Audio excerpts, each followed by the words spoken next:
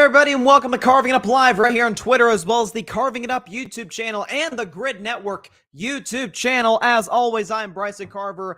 Great to be with you today. Honestly, I'm not going to lie to y'all. I kind of need you guys today, men, women, kids out there, people of all ages, to tune into Carving Up Live right now, because I'm going to need some emotional support after how the last weekend went for me, or this past weekend, rather. As you can see, I'm wearing all black. I've got a black hoodie on. I'm wearing, you guys can't see, but I'm wearing black sweatpants. I mean, it's just, I'm in a state of mourning because this sports weekend for me, honestly, aside from Dak Prescott doing his thing against the Carolina Panthers, which that's not surprising because it's Carolina and it's Dak, but outside of that, I pretty much could not have went worse. So my Vols lost badly to Georgia. That's not terribly surprising, but we lost 38-10. This, by the way, for those watching on YouTube and Twitter, this was me about the late third quarter, early fourth quarter. It was not a fun day at Neyland Stadium outside the first 9 seconds of the game. But yeah, that's me right there. It was just not a great experience. The fans were annoying as whiz outside of a few people. It was just not great. Then the Warriors got Steph Curry back on Saturday, and it looks like Andrew Wiggins, who scored 31, hit the game-winning shot with a second left, and then Chet Holmgren hits a tying 3 for the Thunder, and SGA, Shai Gilgeous-Alexander, drops 40 and beats us in overtime. Well, that's not great. My Steelers lost to the Browns. I'll actually be getting into that in about 15 to 20 minutes or so. Stay tuned for that. So that didn't go well. And then to cap the night, to cap the weekend, my man Josh Dobbs fell just short against the Denver Broncos, who I'll be leading the show off with in just a second. Other than that, my weekend went great. I mean, I guess the good news is it can only go up from here. So I'm going to need you, the audience, for emotional support throughout this show. Listen, this is one of my favorite weekends weeks of the year. Thanksgiving week, a lot of football, a lot of great food, family, friends, a whole bit. Love it. Obviously, doing the show is fantastic. So happy early Thanksgiving, although I'll reserve that more. Some Thanksgiving stuff for Wednesday's show, so definitely tune in for that. But again, going to lead off with the Broncos at about 15 to 20. Going to get into my Steelers and why they are being loyal to the wrong thing. I'll get into that. And it's not one particular person. Just you'll have to stay tuned. 15 to 20 minutes from now, talking about my Steelers. Also going to get into sturdy Brock Purdy. My gosh. Insert his name right back in the MVP discussion. I never doubted you, Brock. I never did. Sturdy Brock Purdy. That's my guy.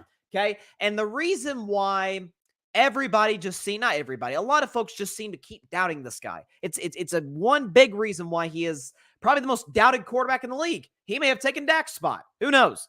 He's certainly up there. There's no question about it. Also get into why the Los Angeles Chargers are pulling off the biggest mismanagement and wasting of a great franchise quarterback since the Colts with Andrew Luck all those years ago, about a decade ago. I'll get to that. Recap of Week 11 games. Going to be fun. And then at the end of today's show, a monstrous Monday Night Football game, a Super Bowl rematch.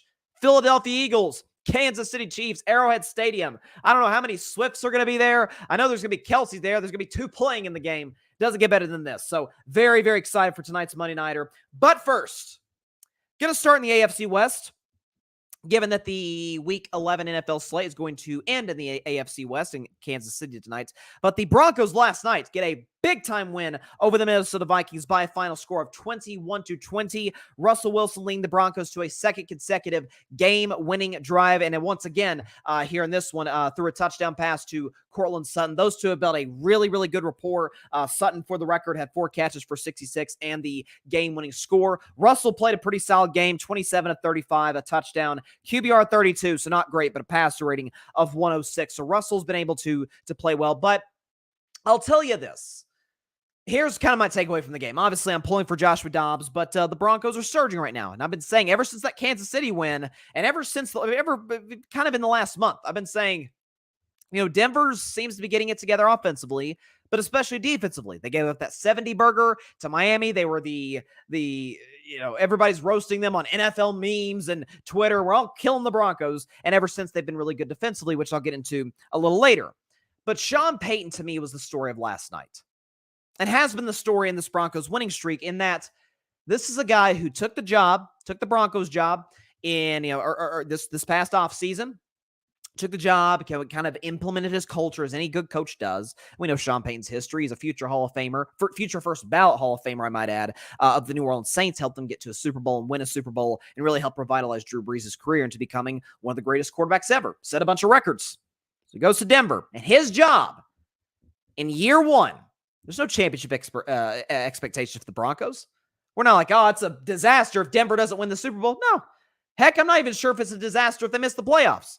Denver's 5-5, very much in the wild card race. Their upcoming schedule isn't easy. It's not easy, okay? They got the Browns, Texans, Chargers, and Lions in their next 4 before finishing with New England, the Chargers again, and the Raiders. So these next 4 games are really going to kind of determine how far the Broncos get in terms of playoff contention. But if they go 8-9, which was my preseason prediction of them, nobody's freaking out. Nobody's saying fire everybody and disband the franchise. No. It's an upgrade from last year. Frankly, it's been an upgrade of the Broncos ever since Payton left and retired after the 2015 season. But Sean Payton, his primary objective, year one, fix Russell Wilson. Folks, has he not done that? Russell Wilson this season is number 3 in the NFL in passer rating. He's got 19 touchdown passes. That's top 5 in the league. He has the best touchdown to interception ratio, 19-4 in the league. Is he Seattle Russ? Far from it. Seattle Russ was a top 5 quarterback in the NFL. Seattle Russ was an MVP candidate. But this version of Russell Wilson, which, by the way, and this is where I give props to Russ, part of the reason the Broncos kind of went on this tear, they were really good running the football, very efficient running the football. Javonte Williams and company, that offensive line had really found itself. Again, if you look at this winning streak, which started against the Green Bay Packers about a month ago, Denver in that game ran for 145 yards. Then they played Kansas City, and that was that big upset. They broke that long streak of losing to the Kansas City Chiefs. What did Russell Wilson and the Broncos do? Or not Russell Wilson all that much, but they ran for 153 against Kansas City. Come off the bye, on the road, Buffalo, tough environment. What did Denver do? Run for 122 yards. Well, last night they weren't that effective. Denver last night ran for only 46 yards on 3 yards a clip. So they were like, Russell, you kind of going to need to take us to the finish line. They struggled in the red zone. They couldn't cash in. They took the points where they were there. But when it was time to make the plays at the end, Russell let him down. Denver won it. But Sean Payton, and I remember talking in depth about this. I remember talking on my show about it on the 8 o'clock spot, Tuesday nights at 8 p.m. Eastern on the Grid Network's YouTube channel. Be there, tune in, best game show in town. But I remember talking about it at the time, is when Sean Payton went to USA Today, Jarrett Bell, one of the most esteemed insiders and reporters there are in the reporting game. He's covered the Broncos for a while. And he was talking to Jarrett Bell. Jarrett's covered the NFL for a while in general, but Sean was talking to him. And he said, last year was the worst coaching job I've ever seen in the NFL. We have such great players here. Russell's so much better than what he showed you on tape last season. And it's just a disaster. It's the worst coaching job I've ever seen. And the media and the fans lost their collective minds. Oh, how classless of him to go after Nathaniel Hackett. And through the Broncos' 1-5 start this season, See, it wasn't so easy now, was it, Sean? Oh, you just said that about Nathaniel Hackett just to cover yourself in case it goes haywire. And now that it has gone haywire, that's your crutch. No, it's because Sean Payton is a Hall of Fame head coach. Nathaniel Hackett does not deserve to be an offensive coordinator, much less a head coach in the NFL. Just because you told the truth, just because you said something that might have rubbed people the wrong way, does it make it false? Sean Payton was correct. Russell Wilson's already thrown more touchdown passes this year than he did a year ago. Russell Wilson, the Broncos, infinitely better running the football this year. Infinitely better offensive line. Russell, again, not the Seattle Russ, but a pretty darn good Russ. Like, Tommy, I already said I had him as about the 15th best quarterback coming into the season because I figured he'd bounce back with Sean Payton. Russell's been undeniably, by the numbers, one of the 10 best quarterbacks in the league. Do I think he's top 10? No. Burrow's hurt. Rodgers is hurt. Like, there's a lot of factors here. But he's played like one of the 10 best. He hasn't turned the football over. He's been efficient. He's been good on third down. It was great on that last drive. Still has the clutch gene. Still mobile enough. I'm not saying Denver's making the playoffs. I'm not saying Russell's an MVP candidate because he's not. But Sean Payton kind of knows what he's doing, believe it or not. Hall of Fame smart head coaches, especially when they specialize in the offensive side of the ball, with a quarterback who out of nowhere had by far the worst year of his career, one of the worst years we've ever seen any competent quarterback have. I mean, Russell didn't exactly have a reputation of a Zach Wilson or a Mac Jones. Russell was a great player for a decade in Seattle. Comes to Denver, it's a disaster. And yes, I'm not going to BS and act like, I always knew he was going to turn it around. Last year in week 5 when they lost to the Colts, I think it was 12-9. I think it was 12-9 was the overtime score. I said, I'm selling my Russell Wilson stock. I'm out. So I'm not going to BS and be, revisionist history and act like I was all in on Russ this whole time. No. But I did think with one of the best head coaches on the offensive side of the ball, especially coaching quarterbacks in the history of the game of professional football, that he could help Russ get back to at least some semblance of the old Russ. Cortland Sutton this is the best he's ever looked. Jerry Jeudy, you see, I love that play. Collinsworth loved it on the broadcast last night where Jerry Jeudy catches that pass, fakes like he's going to throw it to somebody, even though he's way past the line of scrimmage and ends up getting a few more yards out of it. Like, it's the creativity. It's the motion plays. It's establishing a run game. The offensive line has played well. Russell looks like some semblance of the old Russ. Believe it or not, Sean Payton knows what he's doing. And this goes back to a theme that I've had about coaches, mostly on the defensive side, but in this case, Sean Payton, the offensive side, it applies, is that not everything is a fix it in 5 seconds type of thing. We got to remember the Denver Broncos last year were 5-12. Russell had the worst season of his career. The defense, as great as it was the first half of the season, was awful in the second half. They gave up a 50-burger to Baker Mayfield. It's not a shot at Baker, but it's not great. This team is in shambles. Organization in shambles. New ownership. What are we doing? Bringing the setting force. Bringing a guy who, and I know Sean Payton may not be the most popular guy in the world. I understand the whole bounty gate situation. It's about as bad of a look for a head coach and defensive coordinator Greg Williams back with the Saints all those years ago as you could have. But one thing you can't deny, he's smart and he works with quarterbacks well. And you see what Russell's doing this season. That's who Sean Payton's been for the vast majority of his career, going back to his days with Bill Parcells and his staff, and with the Saints for well over a decade, winning a Super Bowl, winning a lot of playoff games with Drew Brees, breaking some records offensively. My theme for coaches, and it's mostly special on the defensive side, but again, it applies to Sean on the offensive side, is not everything's a 5-second fix. It takes time to build a culture. It takes time to implement your scheme and have your players executed at a high level. Look at Brian Flores in Minnesota. Okay, defense for Minnesota when they started 1-4 was bad. They looked just like the defense last year. But during the 5-game winning streak, and even last night, I thought they played pretty well defensively, just gave up that last drive at the end. It happens. You lose games by a point in the NFL. It's a game of inches, as we all know. Vikings defense has been really good under Brian Flores. Vic Fangio.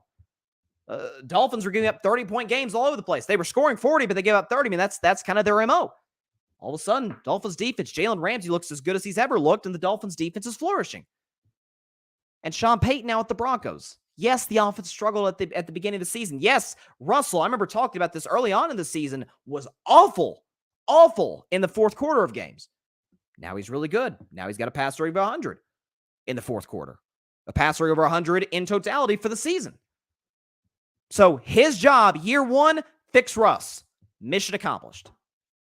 Mission accomplished. You're never going to get the old Russ again. If that's the goal, if that's what you hope to get in Denver, that ship has sailed. That's not going to happen.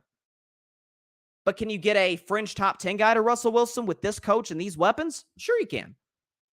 And he's played like a top 10 guy this year. So hats off to the Broncos. Again, I still kind of have them around that 8-9, 9-8 mark that I had them at before the season started. But if they finish that, if they miss the playoffs by a game and they lose to Cleveland or somebody, if they lose to Detroit on December 17th that's going to be week 15. If they lose at Detroit, Detroit is a Super Bowl contender. There's levels to this. But for Denver to take the leap from last year to this year, give credit to the players, give credit to Russ, give credit to the front office for upgrading the offensive line and bringing a lot of the defensive guys back. Patrick Surtain's playing well. Justin Simmons, the safety, playing very well. Had a great game last night. Starts with the coach. His job is to fix it, and he has. So we got mad at Sean Payton. Jets fans, how you liking Nathaniel Hackett? And guess what, Jets fans? I feel bad for him. I love Jets fans. Y'all are stuck with him because Aaron, that's his buddy. He's got to keep Nathaniel Hackett. Yeah, how's that working? Props to Sean Payton. I don't know. Maybe it's just I don't know what it is. It's like I feel the same way with Jim Harbaugh at Michigan. I don't know. And even in sports, I have a tendency to root for guys who are great but universally hated. I don't know. That's where I'm at. That's where I'm at with the Broncos. Great win last night. Broke my heart. This is a guy who's rooting for Joshua Dobbs. That's my man. I can't come out here on the show and belt Robert Joshua Dobbs. But Broncos country. Let's ride. They're looking good. Real quick on Dobbs, though. Pretty pedestrian stat line, 20 of 32, a touchdown, a pick that wasn't his fault for the record. QBR 55, not bad. Passer rating of 80, a little above average. And he ran for 21 yards and another touchdown. And by the way, that touchdown pass to the tight end was just, I mean, again, I tweeted, it was like a Mahomesian play. So, listen, Dobbs is going to be fine. This Broncos defense, I said that I would mention the defense and how they played over the last month and a half or so. This would be week 6 against Kansas City. They lost 19-8. They've given up 19, 17, 9, 22, 20. Playing really good defense, not giving up big plays down the field. They're good in the red zone. Dobbs ran to a buzzsaw a little bit. I thought part of the reason I picked Minnesota is I thought Justin Jefferson would be healthy in this game. He obviously was not. We'll see if the Vikings get him back sooner rather than later. They'll certainly need him for the stretch run to try and get into the playoffs because they're not going to catch Detroit for the division. But the good news for Minnesota, home game next week against Chicago, who just suffered a heartbreaking loss to Detroit. You're in good hands. You're in good shape. Minnesota, by the way, after that plays Vegas, Cincinnati without Burrow. Then they play Detroit twice in the last 3 weeks, but they have a Packers game sandwiched in there at home. Minnesota's going to be fine. Joshua Dobbs is going to be fine. Josh Dobbs, yeah, he showed you why he was a backup quarterback. Really? For the record, again, the pick he threw was not his fault. News just broke minutes ago while I was doing my rant on Denver that Kareem Jackson of the Broncos has been suspended for 4 games on the Dobbs hit. Remember early in the game, Dobbs got hit, got taken to the medical team. It was a dirty, dirty play when he fumbled. I mean, yeah, I think the best of ball carriers have fumbled those kind of hits. So yeah, and by the way, when Minnesota, let me make sure I'm getting this right in my notes. When Minnesota was driving, they were up 17-9 on Denver, seemed to have the momentum. Defense was playing well, forcing field goals for the Broncos. They're driving. This is mid to late third quarter, a little under 3 minutes to go. They're at the Denver 34. It's first down. Dobbs is converting on third down. This team is playing well, and Alexander Madison fumbles. If Minnesota scores in that drive, 24-9, probably over. I mean, like I said, give Russell props, give the Broncos props, but I don't think they're coming back from 15 down in the fourth quarter, even at home. Minnesota probably rides that momentum to a win. So Dobbs is going to be fine. He's going to carve Chicago up next week, and all will be good in Minneapolis town. That's where we're at. That's where we're at. All right, let's get to the comments section. Again, I want to reiterate, y'all. I need the moral and emotional support in the comment section. I had a bad weekend regarding my Vols, my Steelers, Dobbs, the Warriors. Again, Dak was the only constant for me, okay? I'm not going to do a whole segment on the Cowboys, which is rare, but again, they beat Carolina. I am going to recap their game, though, when I recap Week 11. My man Philip, who is a Cowboys fan. What a week to be alive, Bryson. A ton of football games, a lot of great food, spending time with friends and family. I'm hyped about the rest of this NFL season and playoffs. It's gonna be epic. Amen, amen, amen, Philip. That's my guy right there. I love Philip. He's right, though. This is when the football season ramps up. This is the equivalent of the chase for March Madness, like early March, mid-March. We got all these tournaments, these conference tournaments, and that little school in Iowa trying to get into the big dance. In baseball, it's the stretch run in September. You win these close games, try and get to the postseason, trying to get in October and make a run. This is kind of when it starts in the NFL. It's like around Thanksgiving, the haves and have-nots kind of separate. Who's great, who's good, who's good enough to maybe, who knows, win a playoff game, but probably not go further than that. And then the have-nots who are going to miss the playoffs. This is around the time you start to see that. And it is going to be, in the words of my man Patrick Brown, it is going to be chaotic. That is a fact. For the record, here's our playoff standings today. In the NFC, 1-7. Philly plays tonight, obviously, but it's Philly, Detroit, San Francisco, New Orleans, and then the 3 wildcard teams, Dallas, Seattle, and Minnesota. Honestly, y'all, in the NFC, I think these are your playoff teams. And I said I might go perfect on my NFC picks, y'all, because I said and now Dallas has to catch Philly for the division for me to be right on this. But Philly and Dallas, I said, would be in. I said Detroit would win the North. San Francisco would win the West. New Orleans would win the South. And then right now, Philly is the NFC East leader. But I said Philly, Seattle, and Minnesota would be your wildcard teams. And if you look at the standings, Green Bay's not catching up to those teams. Neither are the Rams or the Falcons or the Bucks. So that's where we're at in the NFC. So it feels like the 7 that we've got now are the 7 that we're going to have when the playoffs start. Because the gap between 7 and 8 is pretty wide by a few games. AFC, who the heck knows? Okay, from 1 to 7, it's Chiefs, Ravens, Jaguars, Dolphins, Browns, Texans, and finally at 7, my Steelers. And that's who I want to get into for just a moment. Or really more than just a moment. I want to obviously spend a whole segment on them. So, what to dissect from that game yesterday? So, my Steelers played the Browns. Big NFC. I keep saying NFC. Big AFC North matchup. Steelers-Browns trying to keep pace with Baltimore for that division lead, that division title. Again, I feel like both teams are likely playoff teams. The Browns have a fantastic defense. I still think Pittsburgh, somehow, some way, because of Mike Tomlin, are going to get in the playoffs, and that's actually what worries me, which I'll get into in just a second. But the Steelers lost 13-10 to the Cleveland Browns on a walk-off field goal. Dustin Hopkins, back-to-back weeks on walk-off field goal for Cleveland. Before, though, I get into my Steelers, I did want to mention, because normally I'm the type of guy, I don't know if I've ever said this on my show or as explicitly as I'm going to say it, but I am the type of guy where, listen, when you get into the content creating space, especially when you're talking about sports, you're going to get pushback. That's okay. That to me, that's I love that. As long as it's civil engagement. Sometimes it's not. That is what it is. You got to get the chip off your shoulder. Let that slide. But Browns fans, that's different. Okay, when Browns fans say something, then you guys know, maybe you don't, but I don't have a whole lot of love for Cleveland. I like the people. People are nice. People in Cleveland are nice. I met some Clevelanders in the last year. They're nice. I got nothing against them. But their attitudes towards sports is actually quite funny. So I put out a Deshaun Watson video, and again, this is relevant to the game because of what happened, obviously, in the game. But I put out a Deshaun Watson video on YouTube about how, and I talked about this on Wednesday's show, about how I feel bad for Deshaun. I hate that his season is over. Frankly, I felt bad for the fan base. I didn't feel bad for the organization because they didn't have an adequate backup plan, just like the New York Jets. Not as bad as the Jets. DTR is better than anybody the Jets have. Frankly, so is PJ Walker, but they didn't have an adequate backup plan, and they happen to have a guy, his name is Josh Dobbs, who was Deshaun's backup or third string, wherever he was, and they traded him to Arizona. And how's that worked out for them? Not great. And Browns fans were like, hey, Bryson, we're 7-3. We beat your sorry Steelers, and where I saw this comment, and this was an LOL comment. I'm not gonna lie to y'all. Is, hey, you know what the Browns is? You know what the Browns organization is? A winning organization. That is adorable.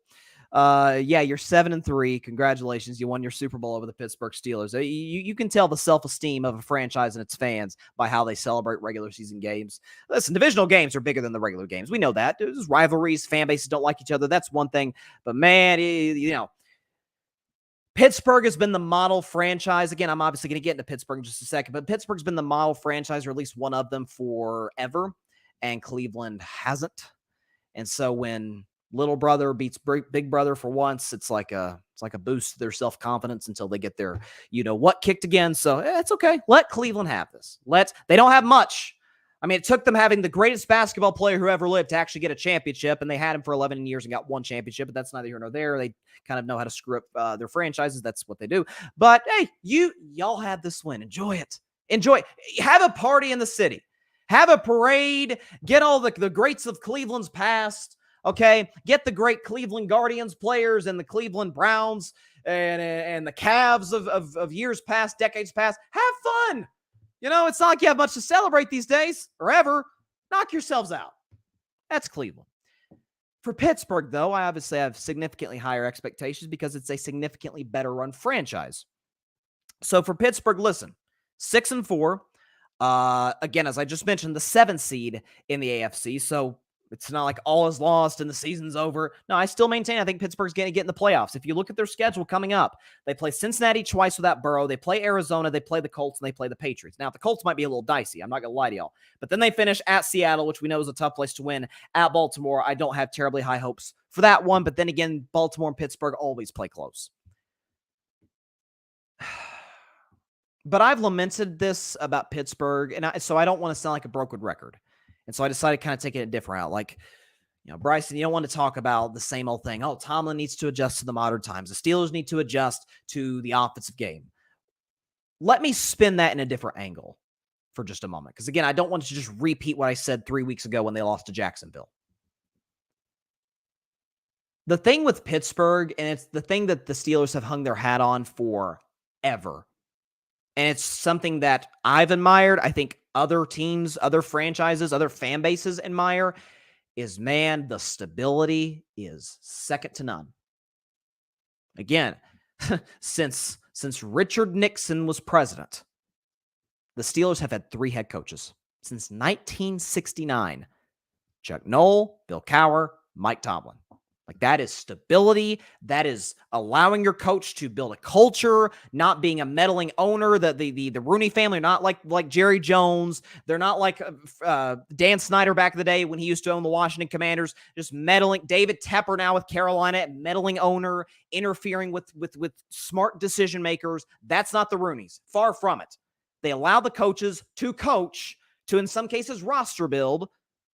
That's their job, and they understand that because they're a smart franchise and they employ smart people, and Mike Tomlin certainly qualifies as that. He's one of the greatest coaches in the history of the NFL. Never had a losing season since he became the coach in 2007.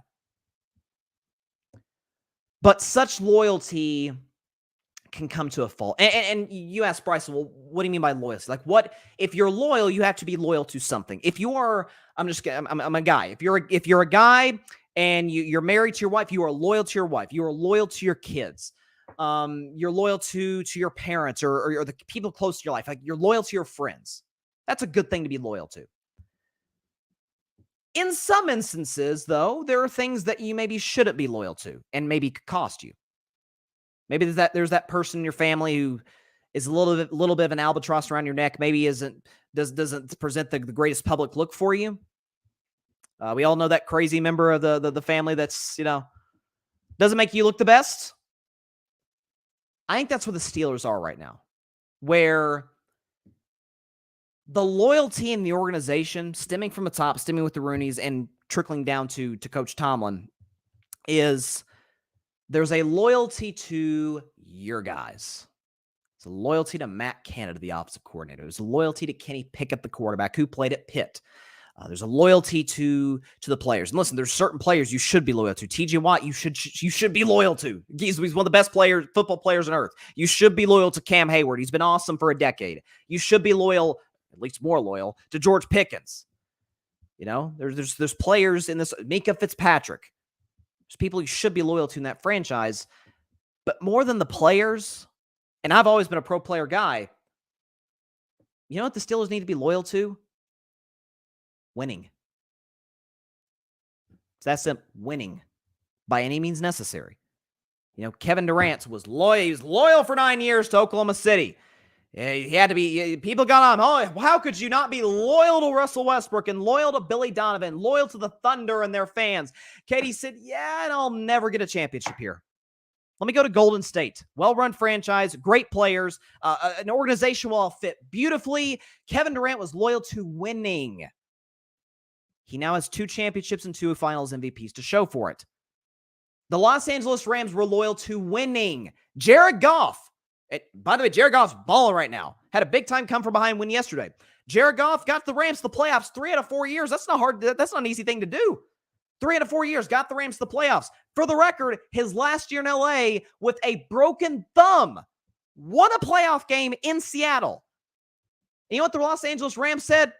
Nah, not good enough. Let's go get Matthew Stafford.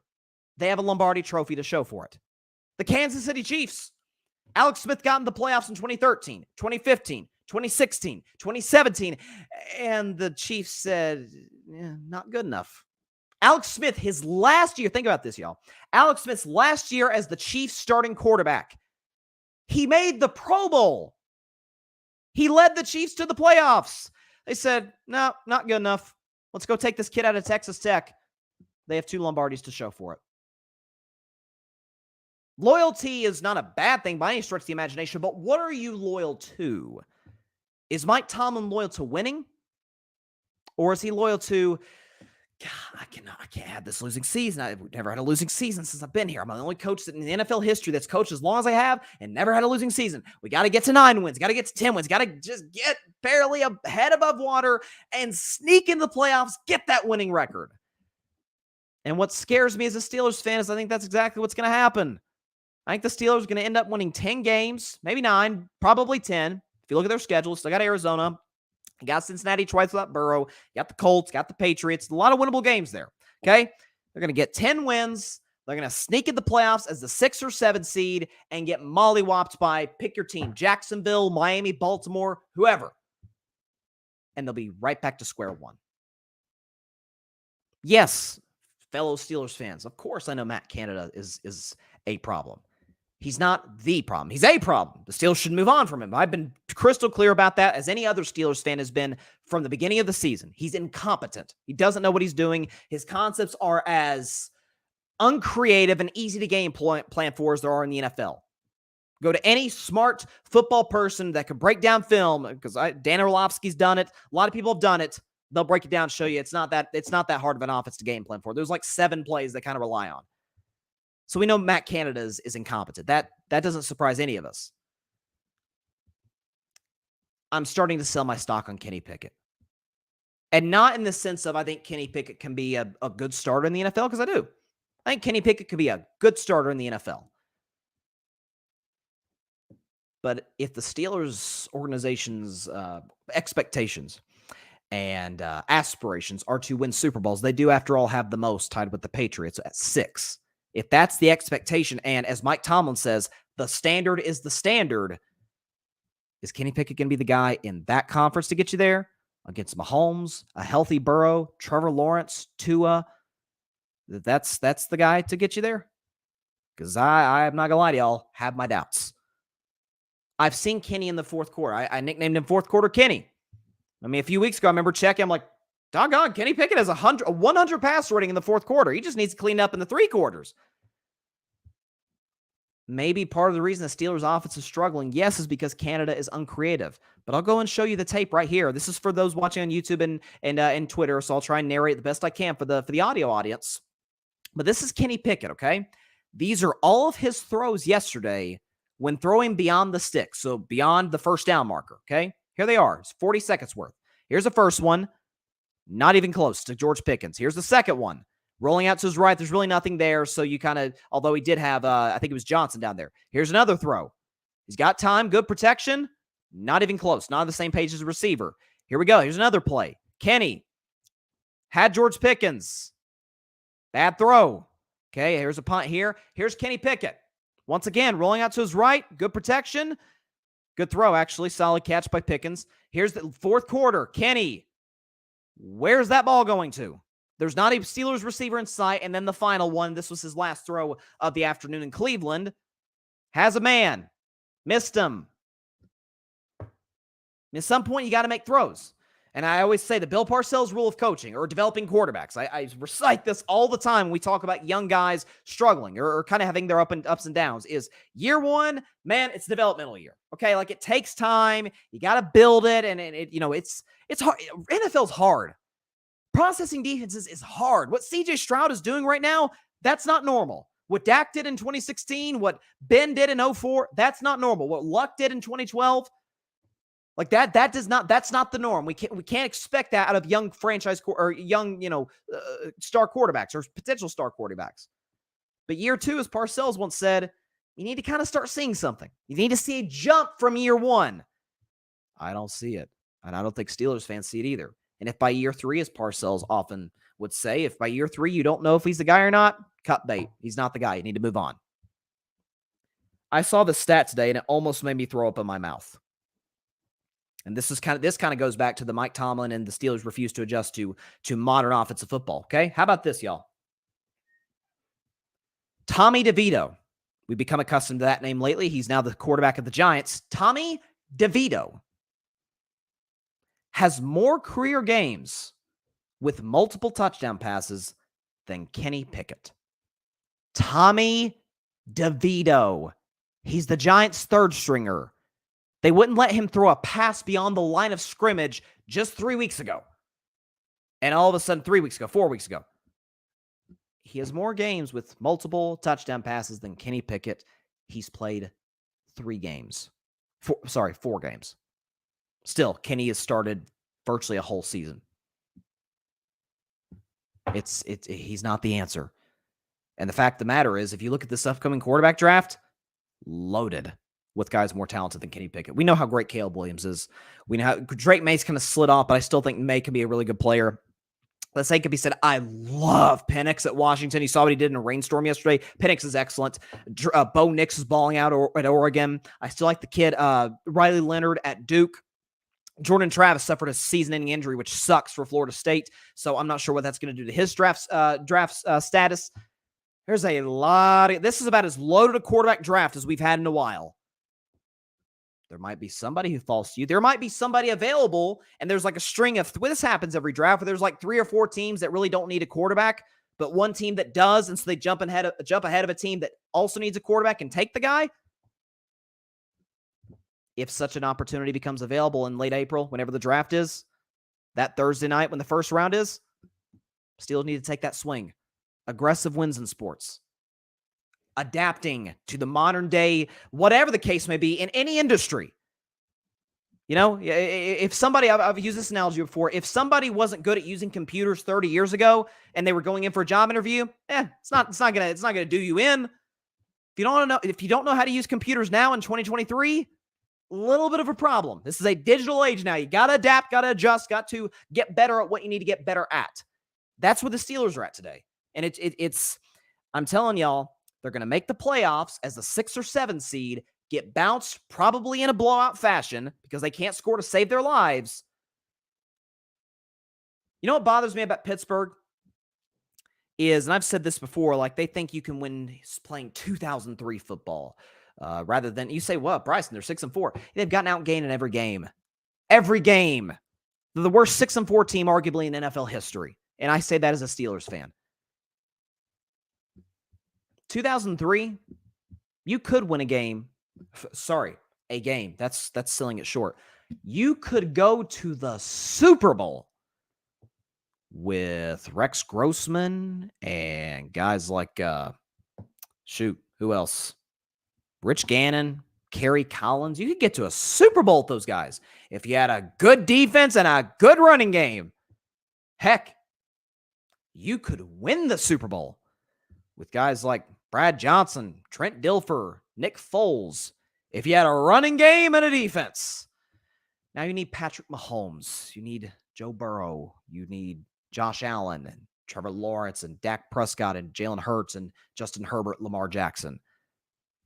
You can't win a Super Bowl with Kenny Pickett. If you think you can, through the running game and the defense, you are behind the times.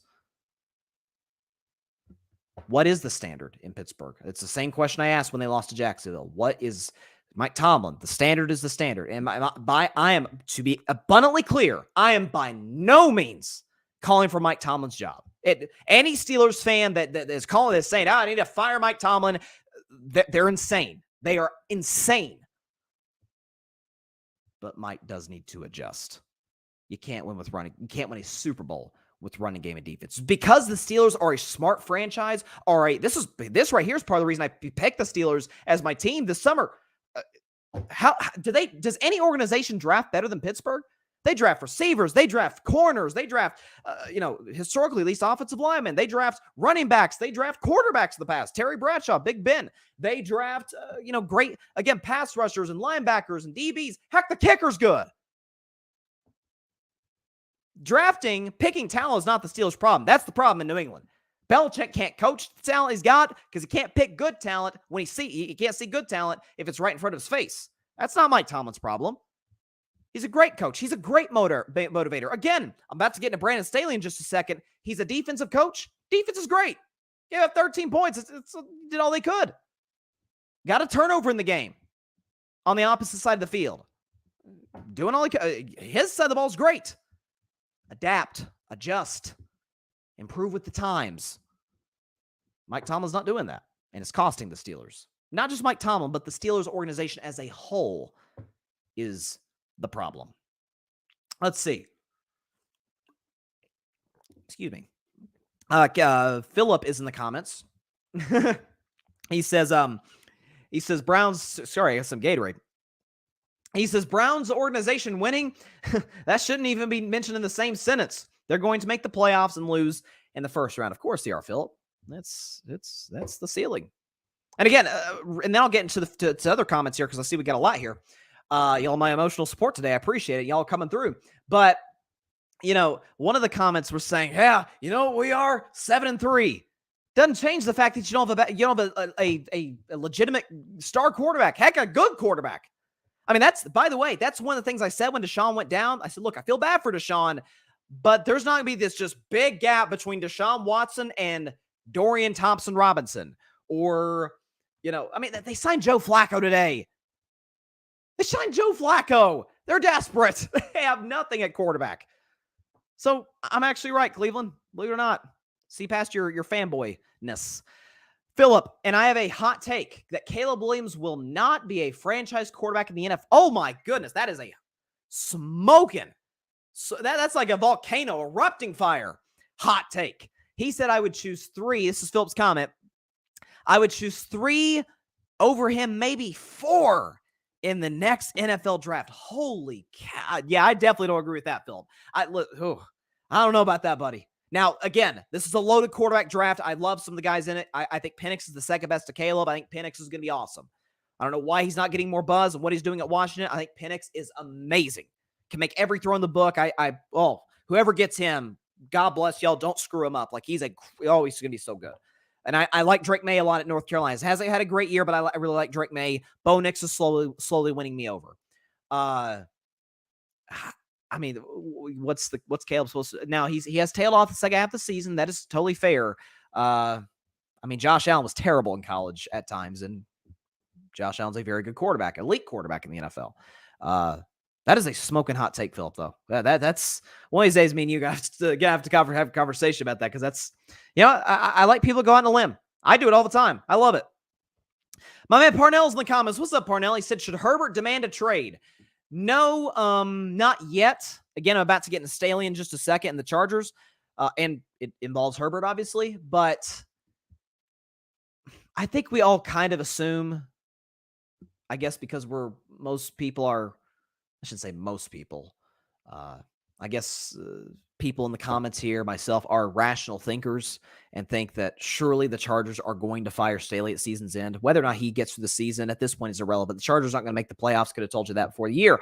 But look, it's not like the talent isn't there, which I've been saying. The Chargers are a very talented roster. They've drafted well. The coach isn't right. So here's my answer, Parnell. In short, not yet. Not yet.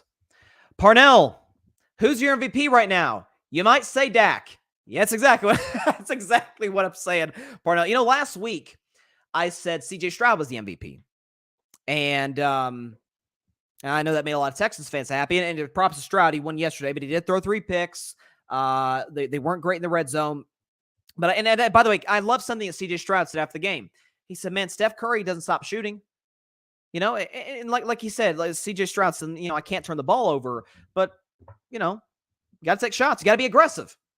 Steelers, hint, hint, be aggressive. Okay. But I would say Dak. And by the way, I was going to bring this up later, but since Parnell mentioned it, I'll just go ahead and put this up. Can we check Dak's numbers? And I'll read this off for the audio audience. He's top 6 in virtually everything. 2nd in the NFL in completion percentage, 4th in the NFL in passer rating, 5th in yards per pass, 6th in touchdown to interception ratio, 2nd in QBR, and he is Pro Football Focus's highest graded quarterback. Not Mahomes, not Burrow, not Lamar, not Herbert, Rayne Dakota Prescott. I'm just telling y'all. I said he'd be an MVP candidate before the season. I didn't pick him to win. I picked Trevor Lawrence, who himself looked great yesterday. He's not the MVP. He's not an MVP candidate right now, but yeah, I would say Dak today, Parnell. But MVP, what's great about MVP? It is the Janet Jackson syndrome on steroids. What have you done for me lately? And Dak, lately, because we factor in yesterday's games, has been better, slightly, than C.J. Stroud and Jared Goff and Hurts. Although, again, the beauty of tonight, this is why I can't wait for tonight's game. I'm going to predict Chiefs, Eagles at the end of the show in about 45 minutes, is that, these are 2 franchises that have 2 legitimate MVP candidates. Somebody can make a statement tonight. Should be fun. Parnell in the comments, Houston has moved on from Deshaun Watson, and Baker Mayfield has moved on as well. Now, Baker didn't have a great day at the office yesterday, but in his defense, he's playing the 49ers. Most quarterbacks don't play well. I mean, Kirk Cousins is like Like that doesn't happen. Joe Burrow, but he's Joe Burrow. That's why it sucks that he got hurt. Even as a Steelers fan, I hated that for him. Hated it for him. All right. And the last thing, and then I'll move on from Pittsburgh. I did want to play this. The offensive scheme in Pittsburgh is something that even Najee Harris, the Steelers, well, I don't even know if he's a starting running back anymore. Jalen Warren was awesome yesterday. Should have got more carries. Just goes to show you further the incompetence of Matt Canada. But Najee Harris said yesterday, if not, here you go. There's just a lot of stuff that just goes around that it's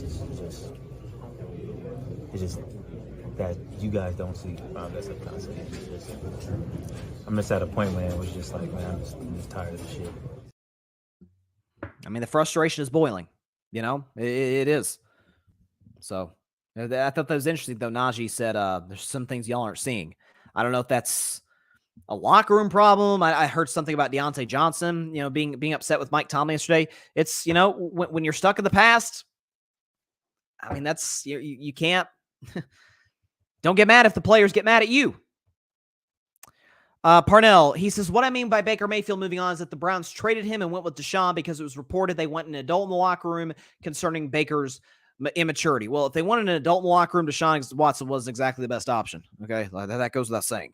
That goes without saying. And that's something I've said too, and then I'll move on to Staley, that I give Baker a lot of credit on, or for, is that I feel like in the sound bites I've seen from him, and again, this is just a guy watching Tampa Bay from afar. Obviously, we're not covering Tampa as close as we did the last 3 years with Brady, but listen, they're still very much in the NFC South picture, a playoff picture, but I've seen an increased level of maturity from Baker, and it isn't like he's working with the San Francisco 49ers around him. So I actually think Baker's, given the circumstances and given our expectations, actually hasn't been bad, and I like the leadership he's showing, so. Now, was he immature in Cleveland? No question about it. It was my main criticism of him. But guess what? Baker Mayfield's a human being, and human beings grow. Smart human beings, self-aware human beings grow. And Baker has. And that's why I give him props. Somebody who will not grow, and somebody who cannot get out of his own way, and a team that can't get out of their own way is the Los Angeles Chargers, who lost yesterday to the Green Bay Packers. 23-20. I did pick Green Bay to win this one. I said 24-20, so just that close. But Justin Herbert was really good again. 260 passing, couple touchdowns, QBR of 82 on 0 to 100, and a pass rating of 99. So Herbert on the road at Lambeau played pretty well. Here's a problem, though, for the LA Chargers. They have the worst pass defense in the NFL, and this is why I said Jordan Love would play well. Jordan Love was excellent. Pass rating of 108, couple touchdown passes through the game winner. Threw for over 300 yards, by the way, through the game winner to Romeo Dobbs. Packers ran for just over 100 yards despite losing Aaron Jones. So props to Green Bay Packers on winning this game. I still don't think they're a playoff team. Still think they're going to win 6 games. But I feel like the matchup advantage favored them. Obviously, East Coast team, West Coast team coming in for the one, or I guess a noon kickoff. So like that was a factor as well. But what we are seeing right now with the Chargers is the biggest wasting of a quarterback, organizational waste of a franchise quarterback and a superstar quarterback since the Indianapolis Colts with Andrew Luck. Remember Andrew Luck came in the league in 2012. It was obviously they were 2-14. Peyton had the neck surgeries. Peyton Manning had the neck surgeries. They moved on from him. He went to Denver and won a Super Bowl. But they said, you know what? Don't know if Peyton's going to recover. Let's go and get our franchise guy. And so they went out, they drafted Andrew Luck. They were terrible, 2-14, drafted Andrew Luck out of Stanford, and he got them to the playoffs his first 3 years, despite having an atrocious offensive line, an atrocious general manager, and Chuck Pagano, who I like, really good human being, but not the head coach that could help Andrew Luck get to the point where the Colts hoped he would be. And by the way, some pretty terrible defenses too. I mean, he took the Colts to the freaking AFC Championship game when they had a bottom-tier roster in the NFL. I mean, check that. Not good. It was not good. And Luck took them to the AFC title game where they lost to Tom Brady and the Patriots. And then he had the injuries. He had some shoulder problems, knee problems. He had I knew he had a bunch of concussions. Folks, Andrew Luck once played a game against, ironically, Payton and the Broncos, who ended up winning the Super Bowl that year, with a lacerated kidney. That's the kind of shots he was taking behind an abysmal offensive line that the organization refused to upgrade. Well, we're seeing something similar now with Justin Herbert, where it's not that they're not putting the O-line in front of him. I actually think the Chargers have a really good O-line.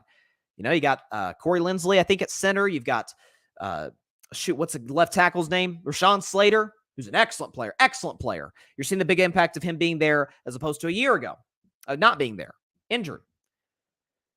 But the Chargers are 4-6 today, despite having Khalil Mack and a now injured Joey Bosa, Derwin James as well. They have Justin Herbert. They have Keenan Allen. They have Austin Eckler. They have Rashawn Slater. And they're still 2 games below 500 and not going to make the playoffs. In the Chargers' 6 losses, here's Justin Herbert's numbers. You ready for this? First loss to the Dolphins. A touchdown, 229 yards, pass rating of 99. So played okay, and the Chargers did, after all, put up 34 points.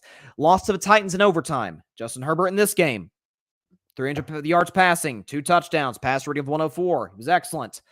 When they lost to the Dallas Cowboys. Now, Herbert, this was kind of his down game against Dallas. 2 touchdowns, a game-ending interception, a pass rating of 84. So kind of a down game by Herbert standards. Then they lost to the Kansas City Chiefs at Arrowhead, a team that Herbert historically is very good against. Touchdown, 2 picks, pass rating of 68, not great. But they lost to Detroit 41-38 last week, and Herbert was nothing short of sensational. 300 yards, 4 touchdowns, and a pass rating of 115. He could not have been better. And then this week against the Packers, I just detailed a stat line, pass rating of 99 and a couple touchdown passes, no turnovers. Anybody out there is blaming, and I've seen so many people, it's Justin Herbert, he's overrated. Shut up. You just go and tell me you don't know football without telling me you know football. Don't know football. Okay, Justin Herbert's spectacular. I don't know what more the Spanos family needs to see for Brandon Staley. Kellen Moore as well. Now, Kellen hasn't been abysmal this year, but he's had some situationally. He's not good, and that was the case in Dallas, and McCarthy and Dak have been good in that regard, but you're sort of seeing the effects of when you have a bad head coach, and that's the case. A bad head coach or a bad quarterback can bring the entire organization down. You're seeing this at the quarterback position with the Jets, where I think Saleh is actually a pretty good head coach. It's obviously a solid roster. I mean, with bad quarterback play, they were in the playoff hunt a year ago. That's why they got Aaron Rodgers, because they thought he could put them over the top. He obviously ripped his Achilles 4 plays into the season, but it's literally the opposite in LA, where it's really good roster, Pro Bowlers everywhere, talent on offense and defense, and the defense, which Staley is a specialist, I say that in air quotes, at worst pass defense in football, and Jordan Love, who had some clunkers, of which I detailed in greatly on this show, threw for over 300, 2 touchdowns, and had a pass rating over 100. With Justin Herbert playing well, I might add. I don't know what more they need to see. Frankly, and again, not a Kellen Moore guy. I have been very adamant about that. Kick the tires on Kellen Moore as the interim head coach of this team. I don't think he'll be any better, but it couldn't hurt. You know you're not going anywhere with Staley. You see the body language of Herbert and the guys on the sideline. Austin Eckler. It's not great. Staley getting chippy getting testy with reporters after the game. He feels the pressure. He feels the heat. It's time for the Chargers to move on. And listen, the beauty is for LA, and the bad news, I guess, for LA is the fact that the Spanos family has notoriously been one of the cheaper ones in the NFL. That's why they're in LA and not San Diego. That and some other, the politics behind it, that's a very long story. But you've got the talent there. You've got an elite quarterback, and you're wasting him. In a different way, it's like what the Colts did with Andrew Luck, where it's had some solid receivers, but coaching staff was GM awful, and offensive line probably the worst in the league. For the record, this is the concern I had about Joe Burrow coming to the NFL, and to his credit, he has largely overcome it, which Burrow's better than Herbert. I mean, he is. He's better than everybody not named Mahomes, when healthy, that is he came to an organization that wasn't terribly well run, that was cheap, and an offensive line that was horrendous. By the way, Herbert inherited an offensive line that was ranked dead last in the NFL. He broke virtually every rookie record that's ever been set at the quarterback position. But if you look at Herbert's numbers in 2020, his rookie year to now, not that much difference. Is that because Herbert just forgot how to improve at the quarterback position? Is that because he has a low ceiling? Of course not. We see what this guy can do. Massive arm, accurate, very mobile, especially for his size. Seems to be a good leader, quiet leader, subtle leader, but a leader nonetheless. It's the coaching staff. I mean, guys, Tommy DeVito was something yesterday. Tommy DeVito threw 3 touchdown passes. because Brian Dable is a very smart head coach, offensive guy. Herbert doesn't have that. And Herbert, because his head coach is a defensive guy, and not a very good one, I might add, doesn't have one to back him up.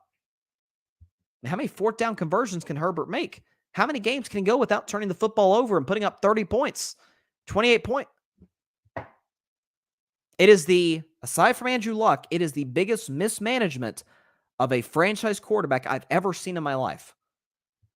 I don't know. Like this shows you the Chargers are, at least for the moment, comfortable with being mid, so to speak.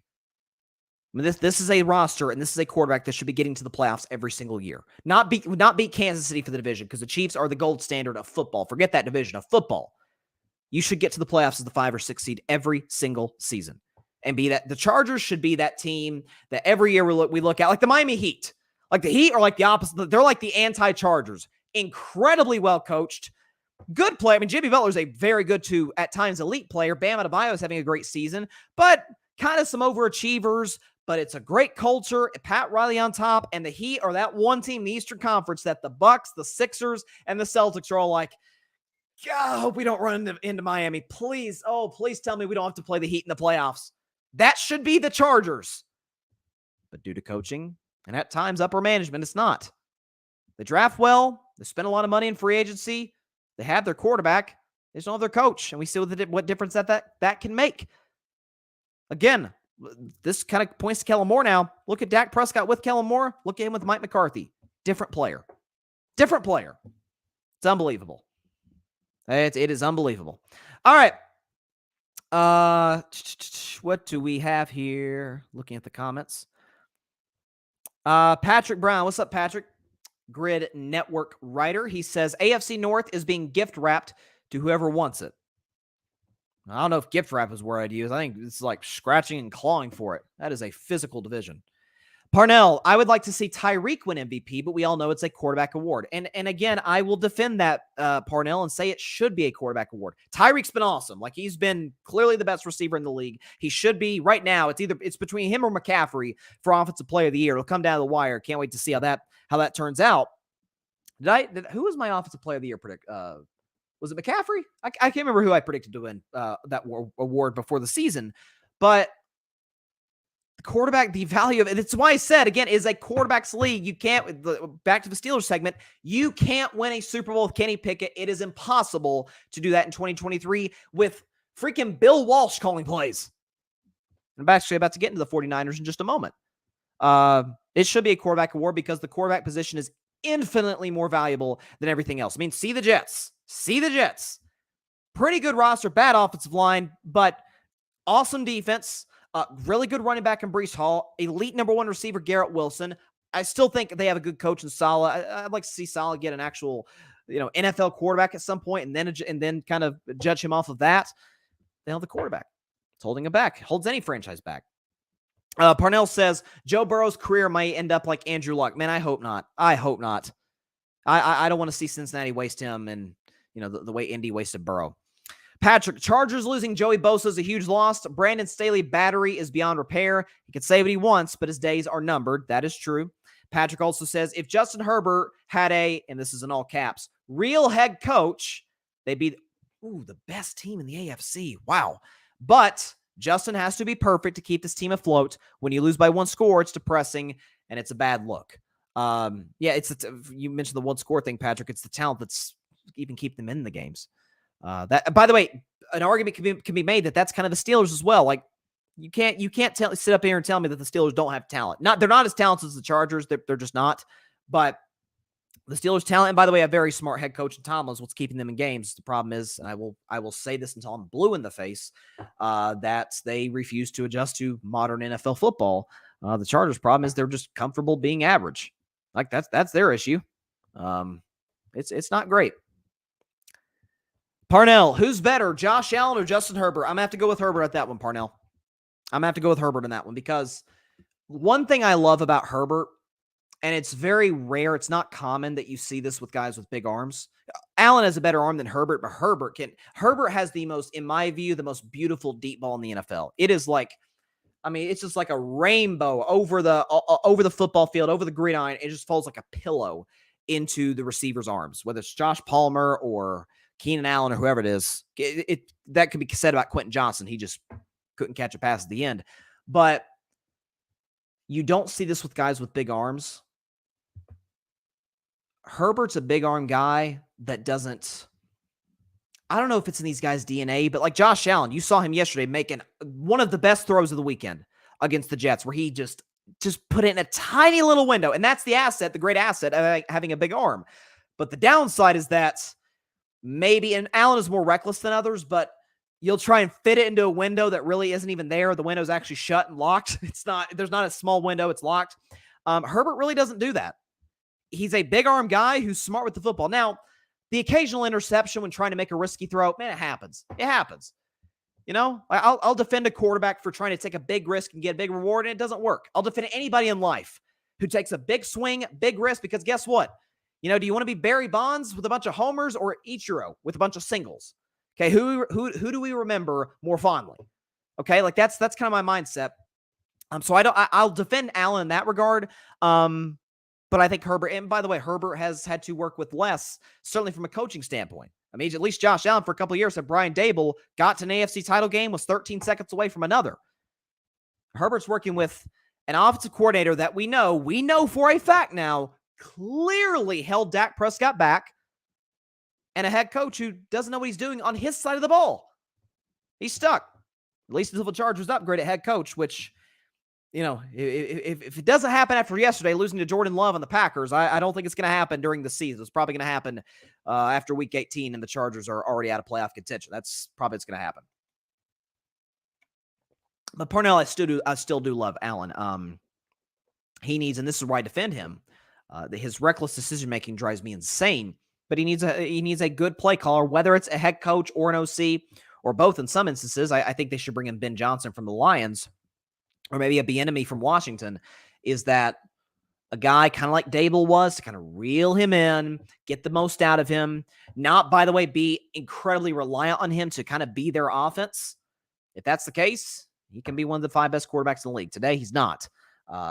Although in his defense, he is leading the league in touchdown passes, so I will definitely give him love in that regard. To the San Francisco 49ers, who looked amazing again. By the way, that's the 49ers. I just want to say this is their first win of the season where they didn't score 30. But still, Brock Purdy quite literally could not have been better. 3 touchdown passes. By the way, 21 of 25 passing. That is pretty good. 333 yards passing.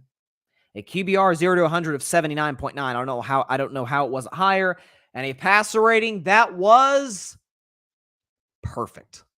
158.3. This coming off of a week in which he had a passer rating of 149 against a Jacksonville Jaguars defense that coming into that game was leading the league in takeaways.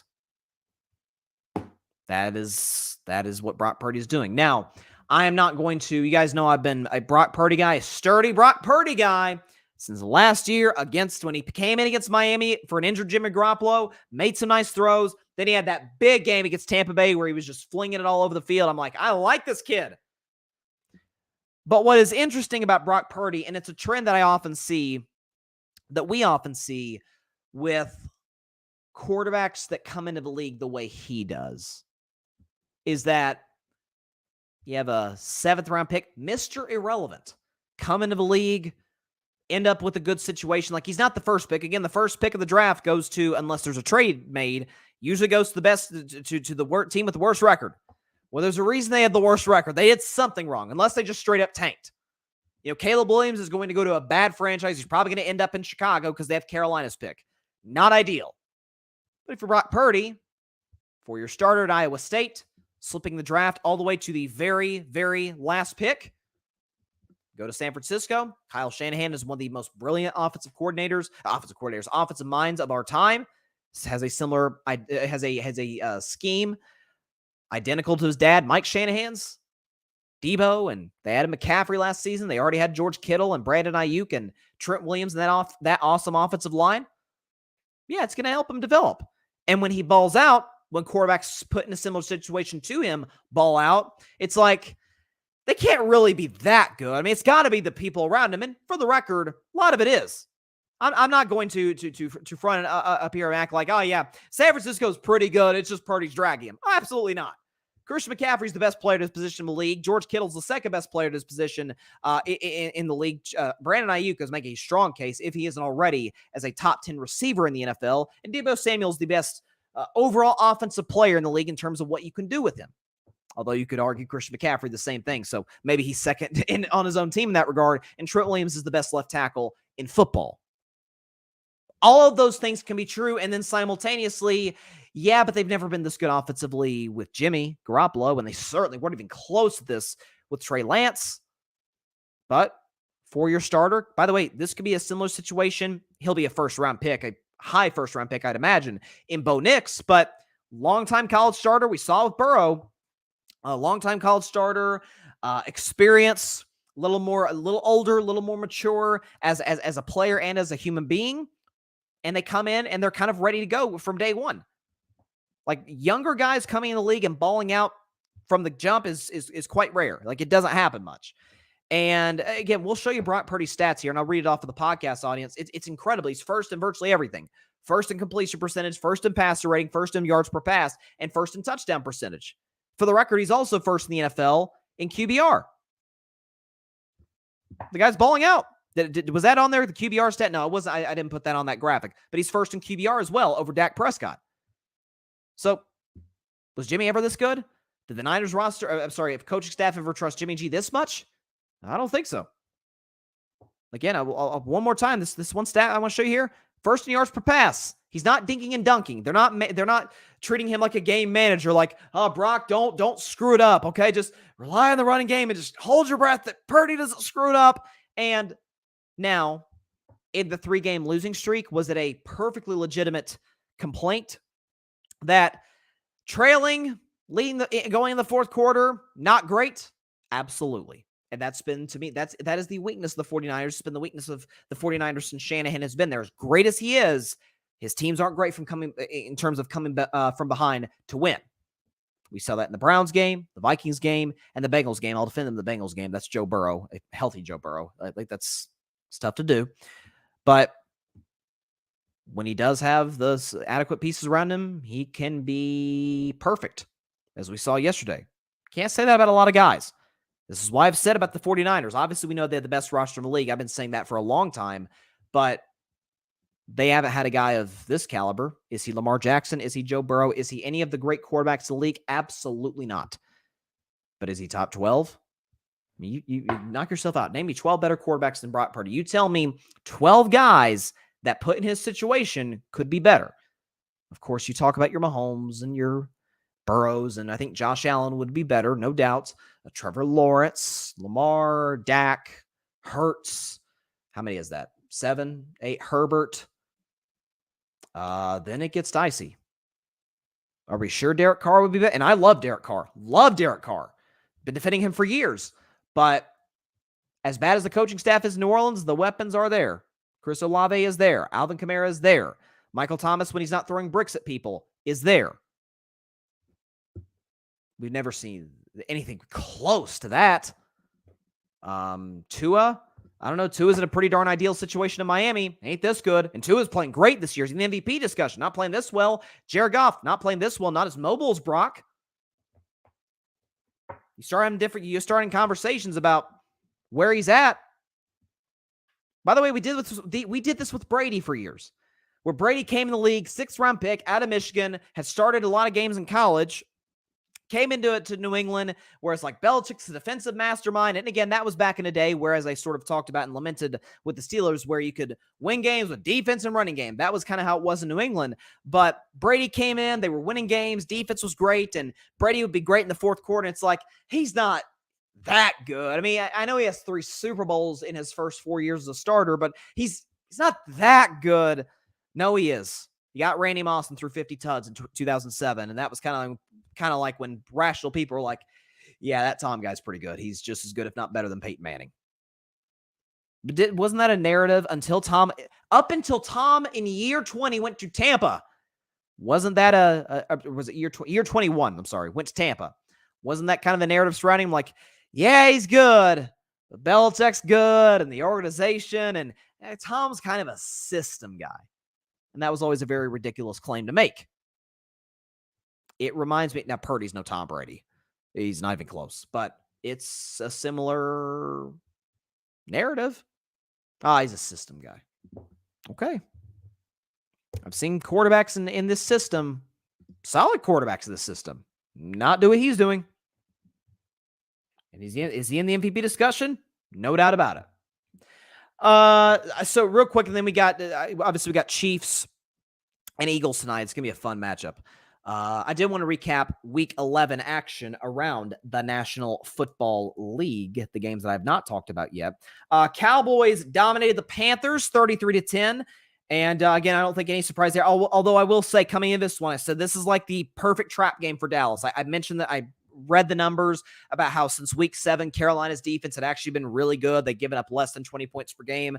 I'm like, Dallas, I know it's a 1 o'clock kickoff. It's not nationally televised. Like, don't mess around. Keep Carolina in this game. But Dak Prescott was solid. Again, I'm not going to come out here and say, rain Dakota Prescott. No. Those are reserved for the big games, the great games. He was very good. A couple touchdown passes, QBR of 83, pass rating of 95. It was good, sub 200 yards passing. But again, I heard somebody say today, it is just one person, maybe there's more, say that, hey, Dak Prescott threw for sub 200 yards against the Panthers defense. I mean, come on. Oh, for the love of. The only way Dallas was going to, and we saw this from the jump, the only way they were going to lose to Carolina is if Dak screwed it up, or if the offense screwed it up, or if the defense just decided not to play. The only way for Dallas to lose to Carolina is, and this goes for any great team against a bad team, is just to not show up. I mean, seriously. And by the way, Dak didn't have to take risks. Josh Allen couldn't, cost the Bills a game against the Jets in Week 1. Josh Allen, once Aaron Rodgers went down, it was like, okay, Josh, don't screw it up and we'll win. He screwed up 4 times. He had 4 turnovers. I mean, Dak showed up to work and did his job. So did Tony Pollard, who finally had a touchdown. CeeDee Lamb was pretty good. So, yeah, there you go. Carolina, Bryce Young struggled. Again, I'll defend Bryce in this regard, guys. I know we're like, I mean, come on, the Texans, they got the CJ Stroud. I actually read a report last week or a couple weeks ago saying that the Texans, had they had the first pick, they'd also taken Bryce. So this isn't a situation where like, oh, how dumb is Carolina? Houston would have been just as dumb by that logic. And again, I think CJ Stroud, a matter of fact, we can go as far as to say, I know CJ Stroud is better. I thought he was better during the draft process. I did. I didn't think he'd be this good off the bat, but I knew CJ would be good. But how many quarterbacks have we seen suck year 1? Jared Goff was awful, beyond awful in year 1. Year 2, he led the Rams to the playoffs. And we see what Jared Goff is now. Jared Goff's a top 10 quarterback. He's played great this year. He's in the MVP discussion in my book. I mean, it's odd. I get the size limitations, and I think there's only so far you can go with the guy that size. We've seen smaller quarterbacks struggle in the past, but I've seen Bryce make the big time throws in Alabama. I've seen Bryce be mobile. Guys, he has nothing around him. Offensive line, look at the offensive line on tape. It's bad. His only receiver is Adam Thielen. Nothing against Adam Thielen. He's a really good guy, but that's all he's got. And let's cut the kid some slack a little bit, man. He went to the worst situation in the league, and because he's not Trevor Lawrence or a perfect quarterback coming in the league, he's struggling. I mean, it's not surprising to me, but that's how it goes.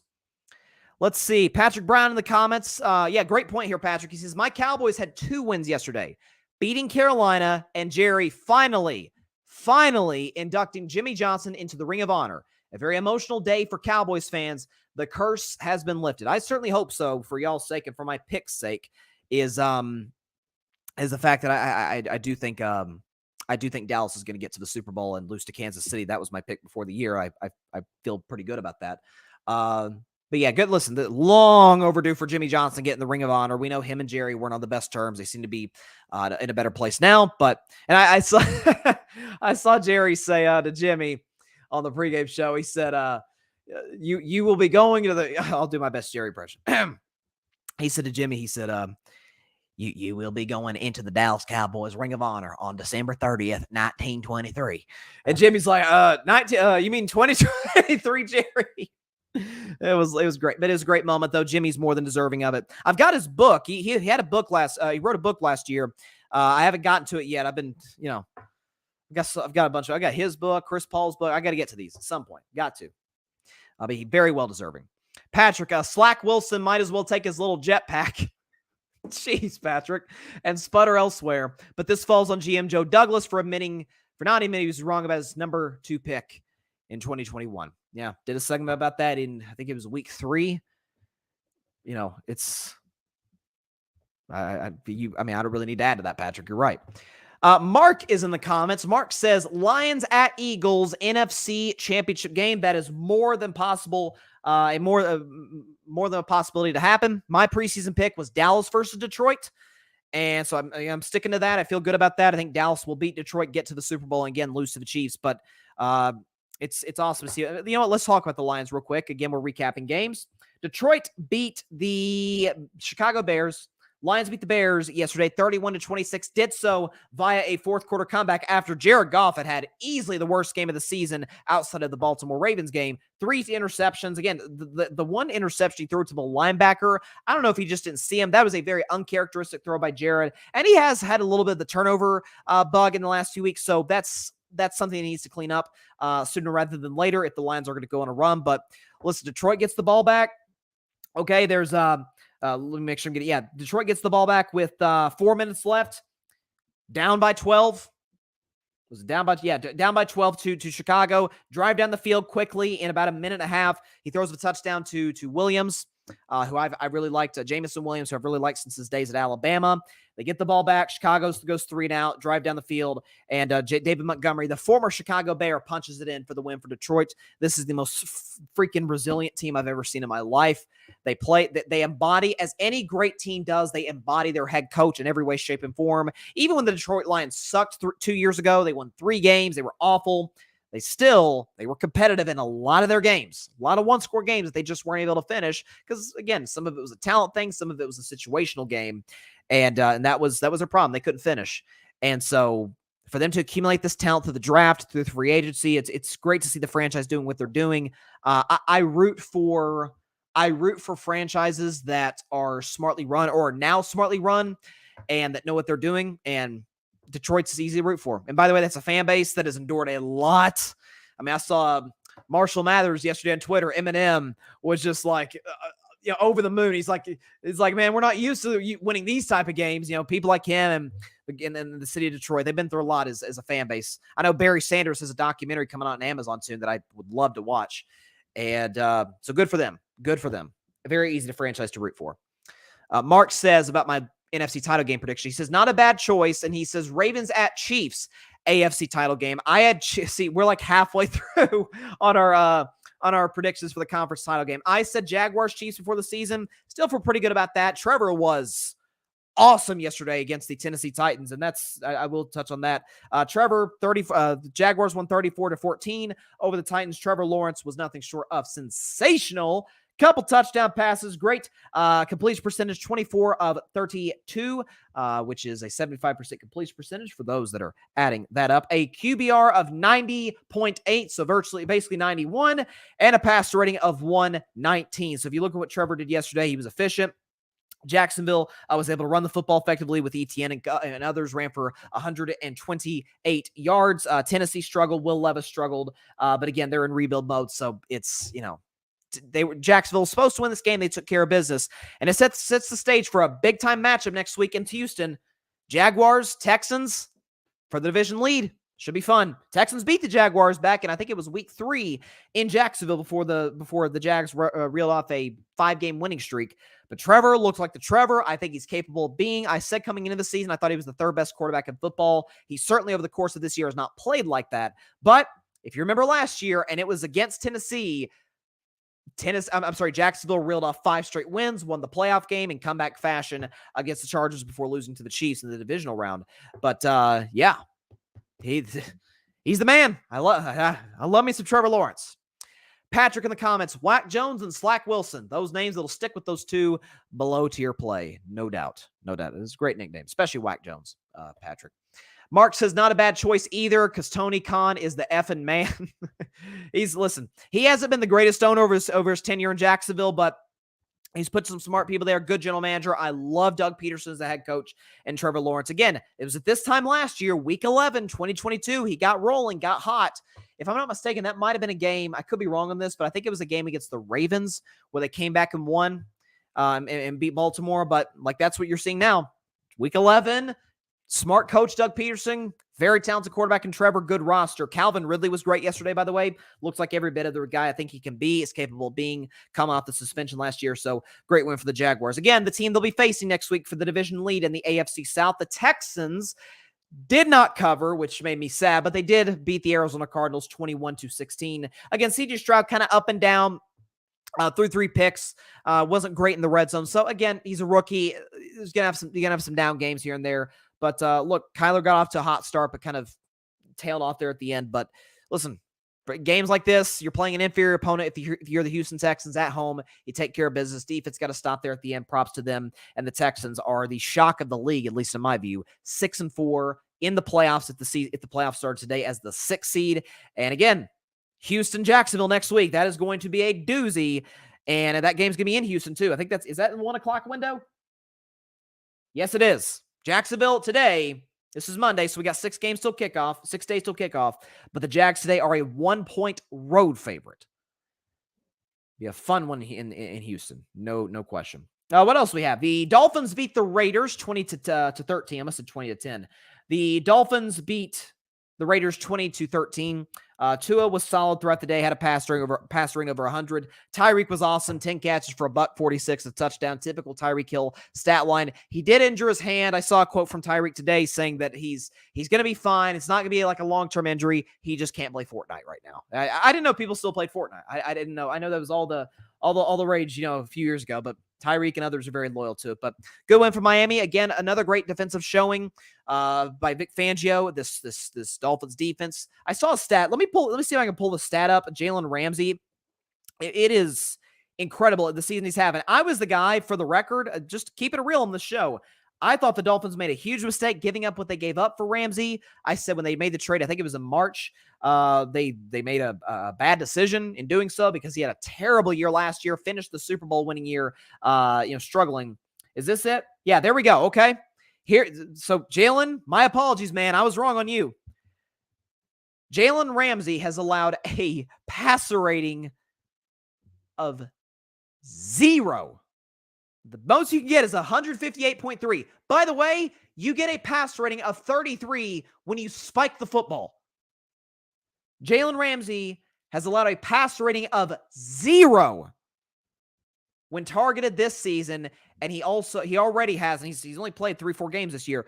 He has 3 picks already this season. So hats up to Jalen Ramsey, man. I was wrong on you, but hey, great players bounce back from down seasons, and he has very much done that. Let's look at some more comments. I see, again, y'all have been my emotional support today. God bless y'all. Okay, I had a rough weekend with my Vols, my Steelers, and my man Josh Dobbs, and my Warriors as well. It was not great. Let's see what we got here. Patrick, to see Barry Grant Jr. have a come-to-Jesus meeting on Mac Jones, priceless. He's finally seen what we've all been telling him for 2 seasons. It was great. I totally agree with you, Patrick. I'll keep your comment up here, man, because for those that haven't seen Barry Grant Jr., host of the All Even podcast, co-founder of The Grid, shout out to Barry, and he did a show, his weekly show, great show, by the way, that he did. Check it out on YouTube. And he said, man, I'm out on Mac Jones. I'm done, and it is a beautiful thing to see. Barry is listen, he's a real one, okay? He calls the way he sees it. I may not always agree with him, but we finally do agree on Michael McCorkle-Jones, okay? So, agree with you, Parnell. My man Grady Edwards, what is up, Grady?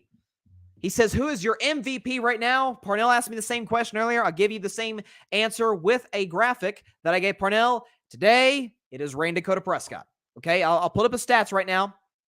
But let me remove your comment for just a second so we can see it.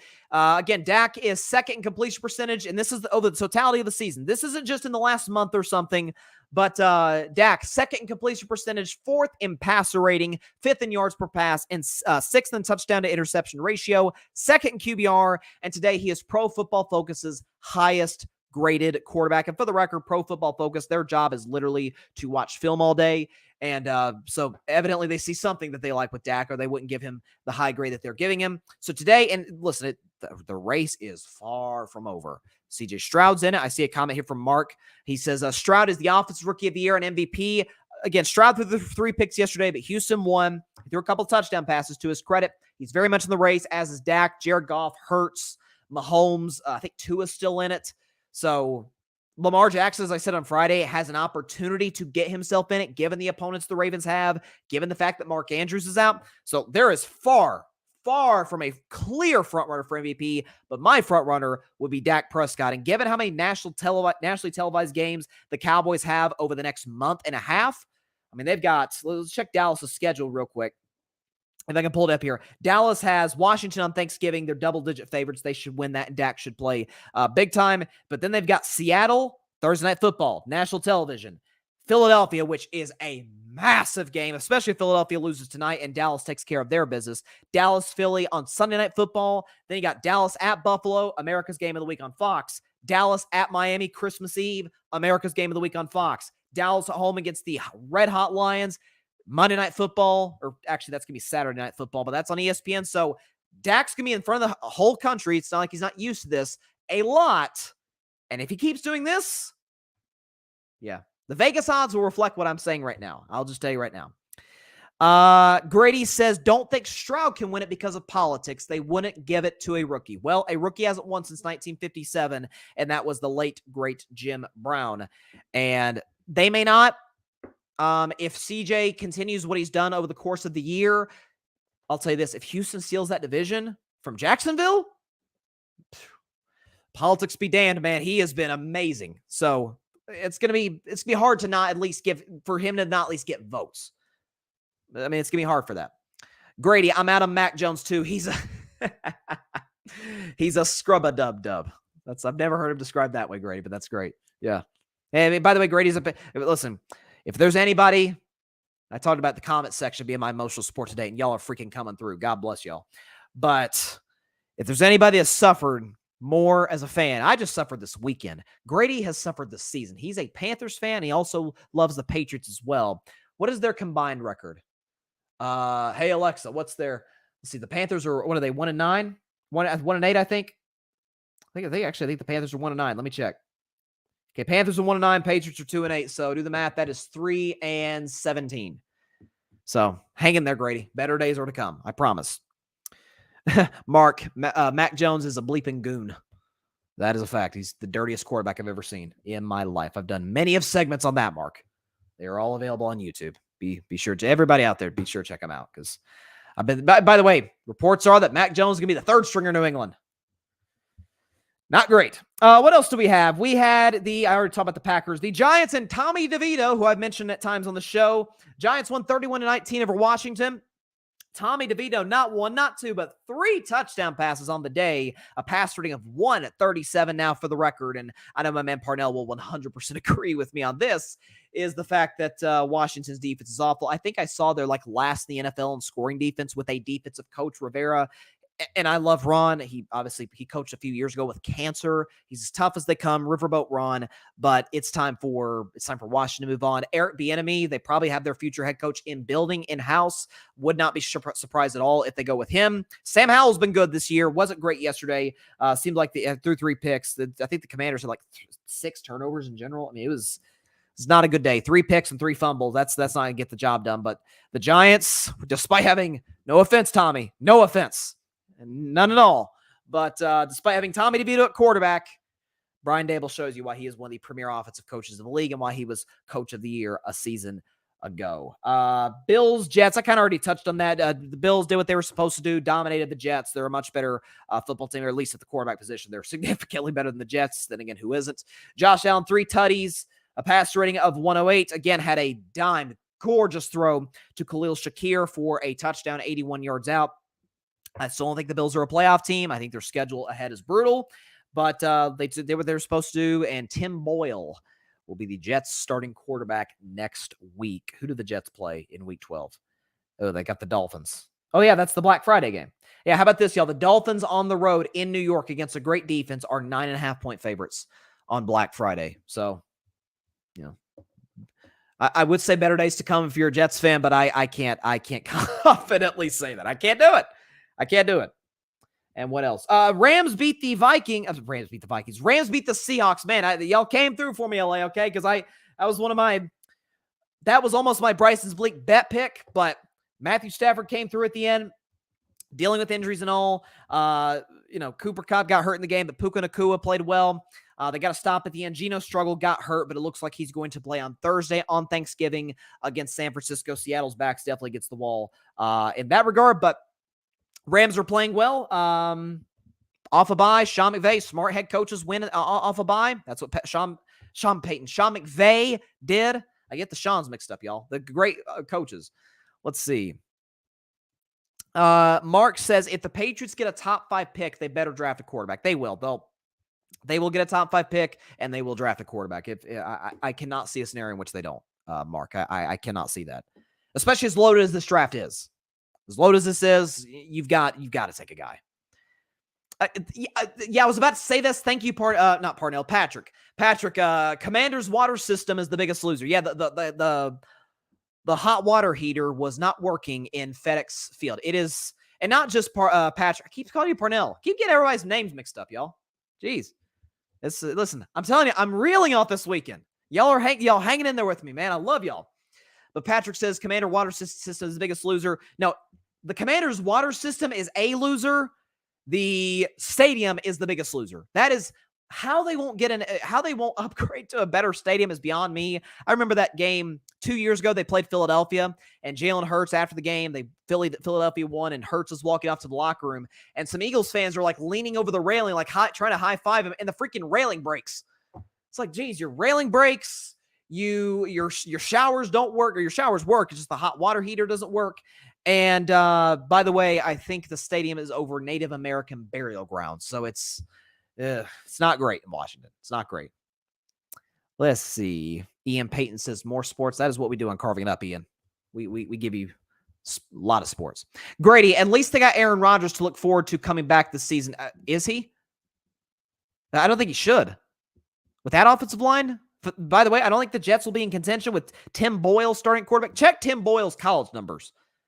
I mean, I always say, I've talked to people about this in the past, is that sports is one of the last meritocracies in America where it is, you get in because you deserve to get in. That is how it works, at least in terms of players. Steph Curry, I was using the example. Steph Curry's not in the NBA because his dad, Dell, was a great shooter. He's in it because we know he's Steph Curry. We know who he is and what he represents. The same is going to be true with Bronny James. Bronny James is not getting into the NBA because his dad's LeBron. Bronny James is getting in the NBA because he's good enough to be in the NBA. Sports is one of the last places you could say that.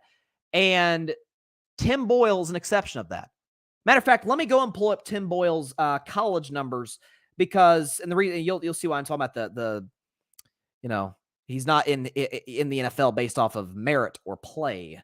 Tim Boyle, there he is. He played college football at the University of UConn. He played at UConn, then he played at Eastern Kentucky. Let's check his college stats, y'all. Okay. In his college career, and I'm not kidding when I say this, he had 12 touchdown passes and 16 interceptions. His first year at UConn, he had no touchdowns and 8 picks. He's in the NFL today. He's the Jets starting quarterback today. I mean, you're telling me Tim Boyle's a worse option than is a better option than Trevor Siemian? I'm not saying Trevor Siemian is exactly Brady, but geez, Trevor Siemian's won games in this league. My gosh. Okay. But you know why he's with the Jets? Because he's buddies with Aaron. You know why Nathaniel Hackett's with the Jets? He's buddies with Aaron. Randall Cobb, buddies with Aaron. Alan Lazard, buddies with Aaron. Read a report. Jets want to get Devontae Adams. If we're going to get Garrett Wilson, they need a freaking offensive line. Okay, Zach's bad, but I've seen quarterbacks be good with bad offensive lines time and time again. I saw Dak do it last year. I've seen Burrow do it since the day he stepped into the league. I've seen Mahomes deal with injuries to the offensive line. I've seen CJ Stroud do it. So this isn't to take blame from Zach because he's been terrible. But man, that Jets offensive line is bad. And we knew that coming into the season, but I didn't think it'd be this bad. That needs to be what they address. If I'm Aaron Rodgers, Grady, and audience, I am not coming back until that offensive line is fixed. It's not great. So Mark says I think he's talking about the Patriots, either Michael Penix Jr. or J.J. McCarthy. I like McCarthy. I don't love him. I love Penix. I maintain I think Penix is the second best quarterback in college football, in the draft. Again, I think Drake May is going to be good in the NFL, depending on where he goes. But I think Penix is going to be better. He's got everything he could possibly want short of Caleb Williams. Grady is a South Carolina fan. He says, hot take, Spencer Rattler can develop into a Pro Bowl quarterback. Well, I mean, look, see, normally, Grady, I would say you're crazy. And Mark right below him, he says, I agree, Grady. I would say you're nuts. But, Spencer Rattler did hang 60 on Tennessee last year and ended our college football playoff hopes. I still haven't forgiven him and South Carolina for doing that to our season. Not to mention Hendon Hooker went down. It wasn't South Carolina's fault. It was a non-contact play, but our starting quarterback, Hendon Hooker, went down for the season in that game when he was going to win the Heisman Trophy. It was one of the worst nights of my sports rooting career. It was bad. I remember, Grady, you and I talked on the phone after the game. That helped me a little bit, but man, it was not a great evening for me.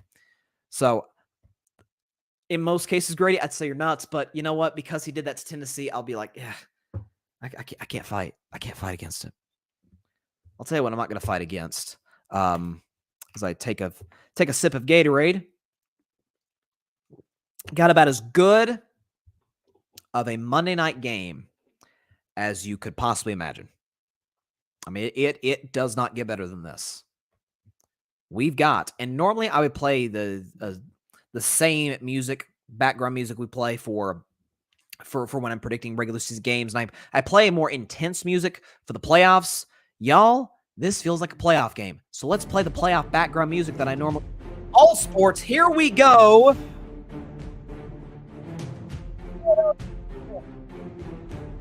Kansas City Chiefs, Arrowhead Stadium, Monday Night Football, 8:15 p.m. Eastern Standard Time. Game kicks off in less than an hour. You got Mahomes versus Hurts, MVP candidate versus MVP candidate, number 1 last year versus number 2 last year, Kelsey versus Kelsey, Jason versus Travis. Who's the better singer? It's clearly Jason. That's another story for another day. Who's the better offensive line, Philly or Kansas City? Andy Reid versus Nick Sirianni, the vet versus the young guy.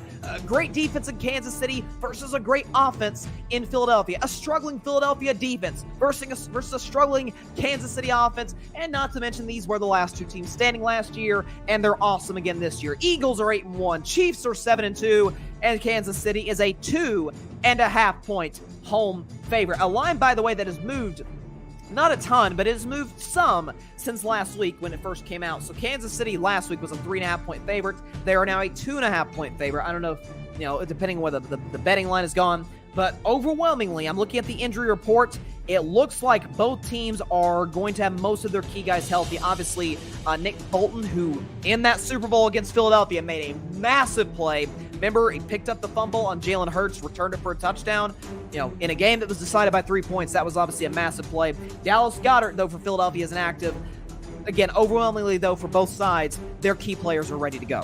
The receivers, the quarterbacks, defensive players, obviously the coaches are ready to go, etc. So, here's what I'm looking at. Both teams are coming off of a bye week. Both teams are well coached. I think Andy Reid's the best coach of football. Nick Sirianni, I think, is better than people give him credit for, because what he does is what Dan Campbell does in Detroit, in the sense that, is he great at managing the game from an X's and O's standpoint? No. But he hands it off to guys that do. He has enough self-awareness to understand, let me give this responsibilities to smarter people, and that's what he does. And he kind of manages the game and does so, I might add, quite effectively. Andy Reid obviously calls the Chiefs offensive plays, and Steve Spagnuolo calls the Chiefs defensive plays.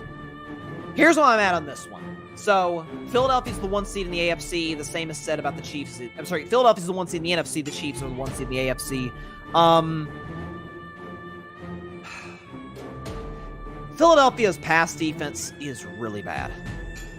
Now, have they addressed that in the bye? That, to me, is what I'm going to be watching for tonight, is a struggling Kansas City offense.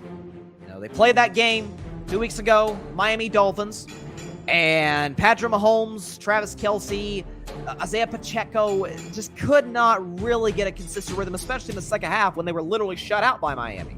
Okay, so that's a little bit of a concern, a little bit of a problem that I'm sure they also address this week. This will be a game of adjustments, whether it's coming off the bye week and in-game. Here's where I think it's and this is where we factor in the things that are non-X's and O's, the things you can't quantify in numbers, is the fact that multiple Philadelphia Eagles, remember during the offseason, I think James Bradberry said something, Eagles cornerback, that, hey, last year the playing surface in Arizona at State Farm Stadium, it wasn't ideal. No, it wasn't ideal for Kansas City, and they still won. And also, people, and I remember the day after, and it's a Super Bowl, so everybody saw it, so biggest overreaction Mondays is the Monday after week 1 and the Monday after the Super Bowl. People lose their collective minds and go to the extremes on anything, good, bad, or indifferent. But, what a terrible call. James Bradberry on Juju Smith-Schuster. I mean, how could you call a holding when he held him? I mean, I don't know what we're looking at. Go watch the replays. He's clearly grabbing. Bradberry's clearly grabbing Juju Smith-Schuster. I have a rule. Don't call a penalty or a foul if we're talking basketball or any other sport in the last 5 minutes of the game unless it's absolutely obvious. That constituted as that. Bradberry held Juju. It's as simple as that. So Eagles fans and Eagles players in particular, move on from that. The Chiefs have heard all that. The Chiefs have heard that so-called bulletin board material from Philadelphia, from the NFL world to a certain degree. Patrick Mahomes has heard about how, yeah, he won Super Bowl MVP, but he wasn't even the best quarterback on the field on that evening in February in Arizona. He's heard about that despite the fact that he had a darn near perfect passer rating in the second half of that game and led the Chiefs from double digits down to win. So bad blood, I think, just a little bit of bad blood between these two teams. A potential Super Bowl preview, but Arrowhead Stadium, y'all, is a different monster. Give me the Kansas City Chiefs tonight on a walk-off field goal. They win tonight's game in the same fashion they won the Super Bowl by the same margin, albeit a different score. Kansas City wins this game 30-27 over Philadelphia. Again, this is going to be a strength-on-strength game, a weakness-on-weakness game where Casey's offense is struggling, so is Philly's defense. Casey's defense is great, so is Philly's offense. Oh, so good. I had to play the playoff music for that one as well. Had to do it. Whew. I mean, it doesn't, listen, this is one of those games where there's a few games a year where all the networks, Fox, CBS, ESPN/ABC, NBC, they're all like gunning, like, got to get this game. It's a Super Bowl rematch in Arrowhead, big atmosphere.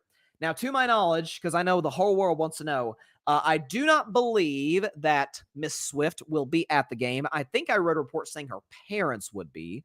I don't know if that's true. Obviously, the Kelceys will be. Donna Kelce, of course, she's the GOAT. It's her two sons playing. Of course, she's going to be in attendance at Arrowhead. But I'm going with younger Kelce over older Kelce. Travis over Jason. That's what I got. I'm telling you, this is going to be one of those games, and it lives up to the billing. ESPN ABC got it. Buck and Aikman got it, and Lisa Salters. The Manning brothers on ESPN too. I mean, just the Monday before Thanksgiving. Oh, it's going to be one of the greatest Monday Night Football games ever. I'm telling y'all that right now. But give me the Kansas City Chiefs. Before we get out of here, I would like to bring up a couple things. One is all in fun and games. One is a little more serious. Steph Curry and the Warriors play tonight. And they play the Houston Rockets. Now, the Warriors, because I know everybody's on edge about this, the Warriors have lost 6 straight games. Not playing great defensively, struggling to close games. Even despite Steph being back in the lineup on Saturday, it wasn't quite enough against the Thunder. And so, they're playing they're playing Houston tonight. Houston on the back end of a road, West Coast, California, back-to-back. So Houston, maybe tired legs. Golden State at home, gets to sleep in their own beds, eat their own home cooking or elsewhere, restaurants in the Bay Area, whatever the case may be. And but the Rockets played that team in Los Angeles, the Lakers, the only team everybody ever cares about in Los Angeles. And I hate the Lakers to my core, but I do love me some LeBron James. I think he's the greatest player ever. I've been a LeBron fan for quite some time. But the There's this guy who plays for the Rockets, he who shall not be named. I refer to him simply as a bum. If you want to call him a clown, you knock yourself out. He got assigned to an $86 million contract, if I'm not mistaken, by Houston. And he was, the bear poker during the playoffs last year for that ill-fated Memphis Grizzlies team. And he was talking junk to LeBron, and LeBron James didn't forget these slights, as any great athlete doesn't. And LeBron dropped, for the record, in year 21. LeBron went 14 for 19 from the field, dropped 37, 8, and 6 for a Lakers win. And now said bum gets to guard Wardell Stephen Curry II tonight. So he's going to get torched by the greatest player ever last night and the sixth greatest player ever tonight. I'm telling you right now, the Warriors need a win. You can't lose. You cannot lose 5 straight games at home. You can't do that. I don't care if it's November. The games don't really matter that much outside of the in-season tournament games. You can't lose home games in November. Steph knows that. Warriors know that. But they're going to need Steph. And Steph, against a little tired legs bum who plays for the Rockets, Steph's dropping 45. You heard me say it right now. 45 for Steph Curry tonight. And the Warriors beat the Rockets. The second thing I want to mention, because I actually happened to do a series a year and a half ago with my man Isaac Lawson. Shout out to Isaac. And it's called the Carving Up U.S. Presidents Edition. You guys are more than welcome to listen to it. It's on YouTube. I've got a whole playlist, Carving Up U.S. Presidents Edition. It's a 10-part series where I break down the presidencies of all 45 men who have served in the executive branch. And in the last episode, me and Isaac gave our own personal list ranking the presidents. And yesterday, we got some sad news that the wife of former President Carter, First Lady Rosalind Carter, or the wife of Jimmy Carter, the former First Lady of the United States, Rosalind Carter, passed away yesterday. The Carter Center announced she was 96 years old. We know her and her husband have dealt with some health problems. And so I want to extend my thoughts, my prayers, my sympathies to the Carter family. Mrs. Carter was a fantastic partner, as Jimmy Carter said in a statement. And they, again, I like I said, and Isaac, like the two of us said during our series, that we think about presidents being sort of humanitarians to a certain degree when they leave office. And we see some presidents do that today. But an argument can be made that standard was set by the Carters, by Jimmy and by Rosalind. And so, whether you agree with their politics or not, or whatever the case may be, like, they are about or Rosalind was, Jimmy is one of the most salt of the earth people in the world. They've helped a lot of folks through different organizations, different charities. Habitat for Humanity is a prime example. And Jimmy won the Nobel Peace Prize 21 years ago in 2002. So I just want to extend my thoughts and my prayers to the Carter family and to obviously Mrs. Rosalind Carter, who is in a much better place today than she was in yesterday. There's no question about that. And just want to extend my thoughts and prayers to them. Just want to give them some love today. Again, whether or not you agree with your politics or not, like, that's, to me, that they're the Carter family is about as class act as it gets in politics, especially when we see today, in whatever branch you want to think of, especially in Congress. I mean, we could use some more Jimmy Carters and Rosalind Carters in politics. I think that goes without saying. No doubt about it. Got a comment before we get out of here by my man Grady Edwards. He says, don't forget Dylan Brooks hit him in the junk, Bryson, talking about LeBron James. Yeah, he did. He certainly did. And Steph's going to torch him tonight, man. He's going to torch him tonight. I can't wait. I'm going to be watching that with the Monday night game. It's going to be a fantastic Monday night for me, and I'm sure for you, the audience. And with that is all the time we have for today's show. Appreciate everybody stopping by. Be sure to catch Carving Up Live, and it's going to be a loaded show, a Thanksgiving-themed show on Wednesday at 6 p.m. Eastern, 3 p.m. Pacific time, right here on Twitter, as well as the Carving It Up YouTube channel and the Grid Network YouTube channel. Of course, be sure to like, share, comment, and take 2 seconds out of your day. Hit that big red subscribe button.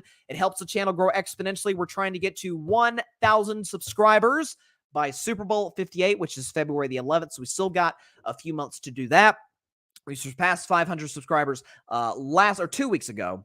So we're building the show, growing the show. So if you have subscribed, thank you so much. Your support means the world. Please tell your friends about your family. Listen, it's Thanksgiving. Tell your friends and family about it. Say, hey, this show, Carving It Up. Okay, it's a great community, great supporters of the show, and tune in for some sports content. And maybe if nothing else, as an escape from the daily ups and downs of life. So hopefully I can be that in some way or shape or form. So tell your friends, tell your family about it. At the Thanksgiving table, and otherwise, if you have not subscribed, hey, just takes a couple seconds. Hit that bigger subscribe button down there. I always mess up my finger here. Where is it? Right there. Red one says subscribe. Hit it. Boom. You're part of the Carving Up family. We would greatly appreciate that. And of course, just as important, go subscribe to the Grid Network. That is GRYD, the Grid Podcast Network, right here on YouTube, as well as any and everywhere you get your favorite podcast, be it Apple Podcasts, Spotify, iHeartRadio, Google Podcasts, any and everywhere you get your favorite podcast. Check us out on the Grid Network. Fun stuff. Thank you. I'll tell you something. I love anybody who tunes into the show, takes the time out of their day to watch Carving It Up. I cannot tell you how much I appreciate it and love you guys for it. It, honest to God, means the world. But especially today, y'all are my emotional support. After a rough blowout weekend, Tennessee losing big to Georgia, although I wasn't terribly surprised about it. The Steelers losing to freaking Cleveland. The Warriors losing. I needed that extra energy today, and y'all provided it in a big, big way. Y'all are the absolute best. Stay safe out there. Please be sure to take care of your physicals, as well as your mental health, and please be sure to contact your local state representatives and senators to demand change for gun violence here in America. We've absolutely got to address this, especially here in my state of Tennessee, and otherwise around the nation. All right. Thanksgiving themed show on Wednesday. Tune in. It's going to be a fun one. Going to have some Thanksgiving segments predicting all the Thanksgiving games and the Black Friday game between Miami and New York. Going to be a fun show. Tune in 6 Eastern, 3 Pacific time. I'll see y'all then. God bless you all. Peace out. Wonder if Taylor will make a cameo tonight. What do you think? Thanks so much for watching the show on YouTube, and be sure to go click that big red subscribe button and check out the other clips and full shows from Carving It Up Live, as well as our other incredible content creators here on the Grid Network.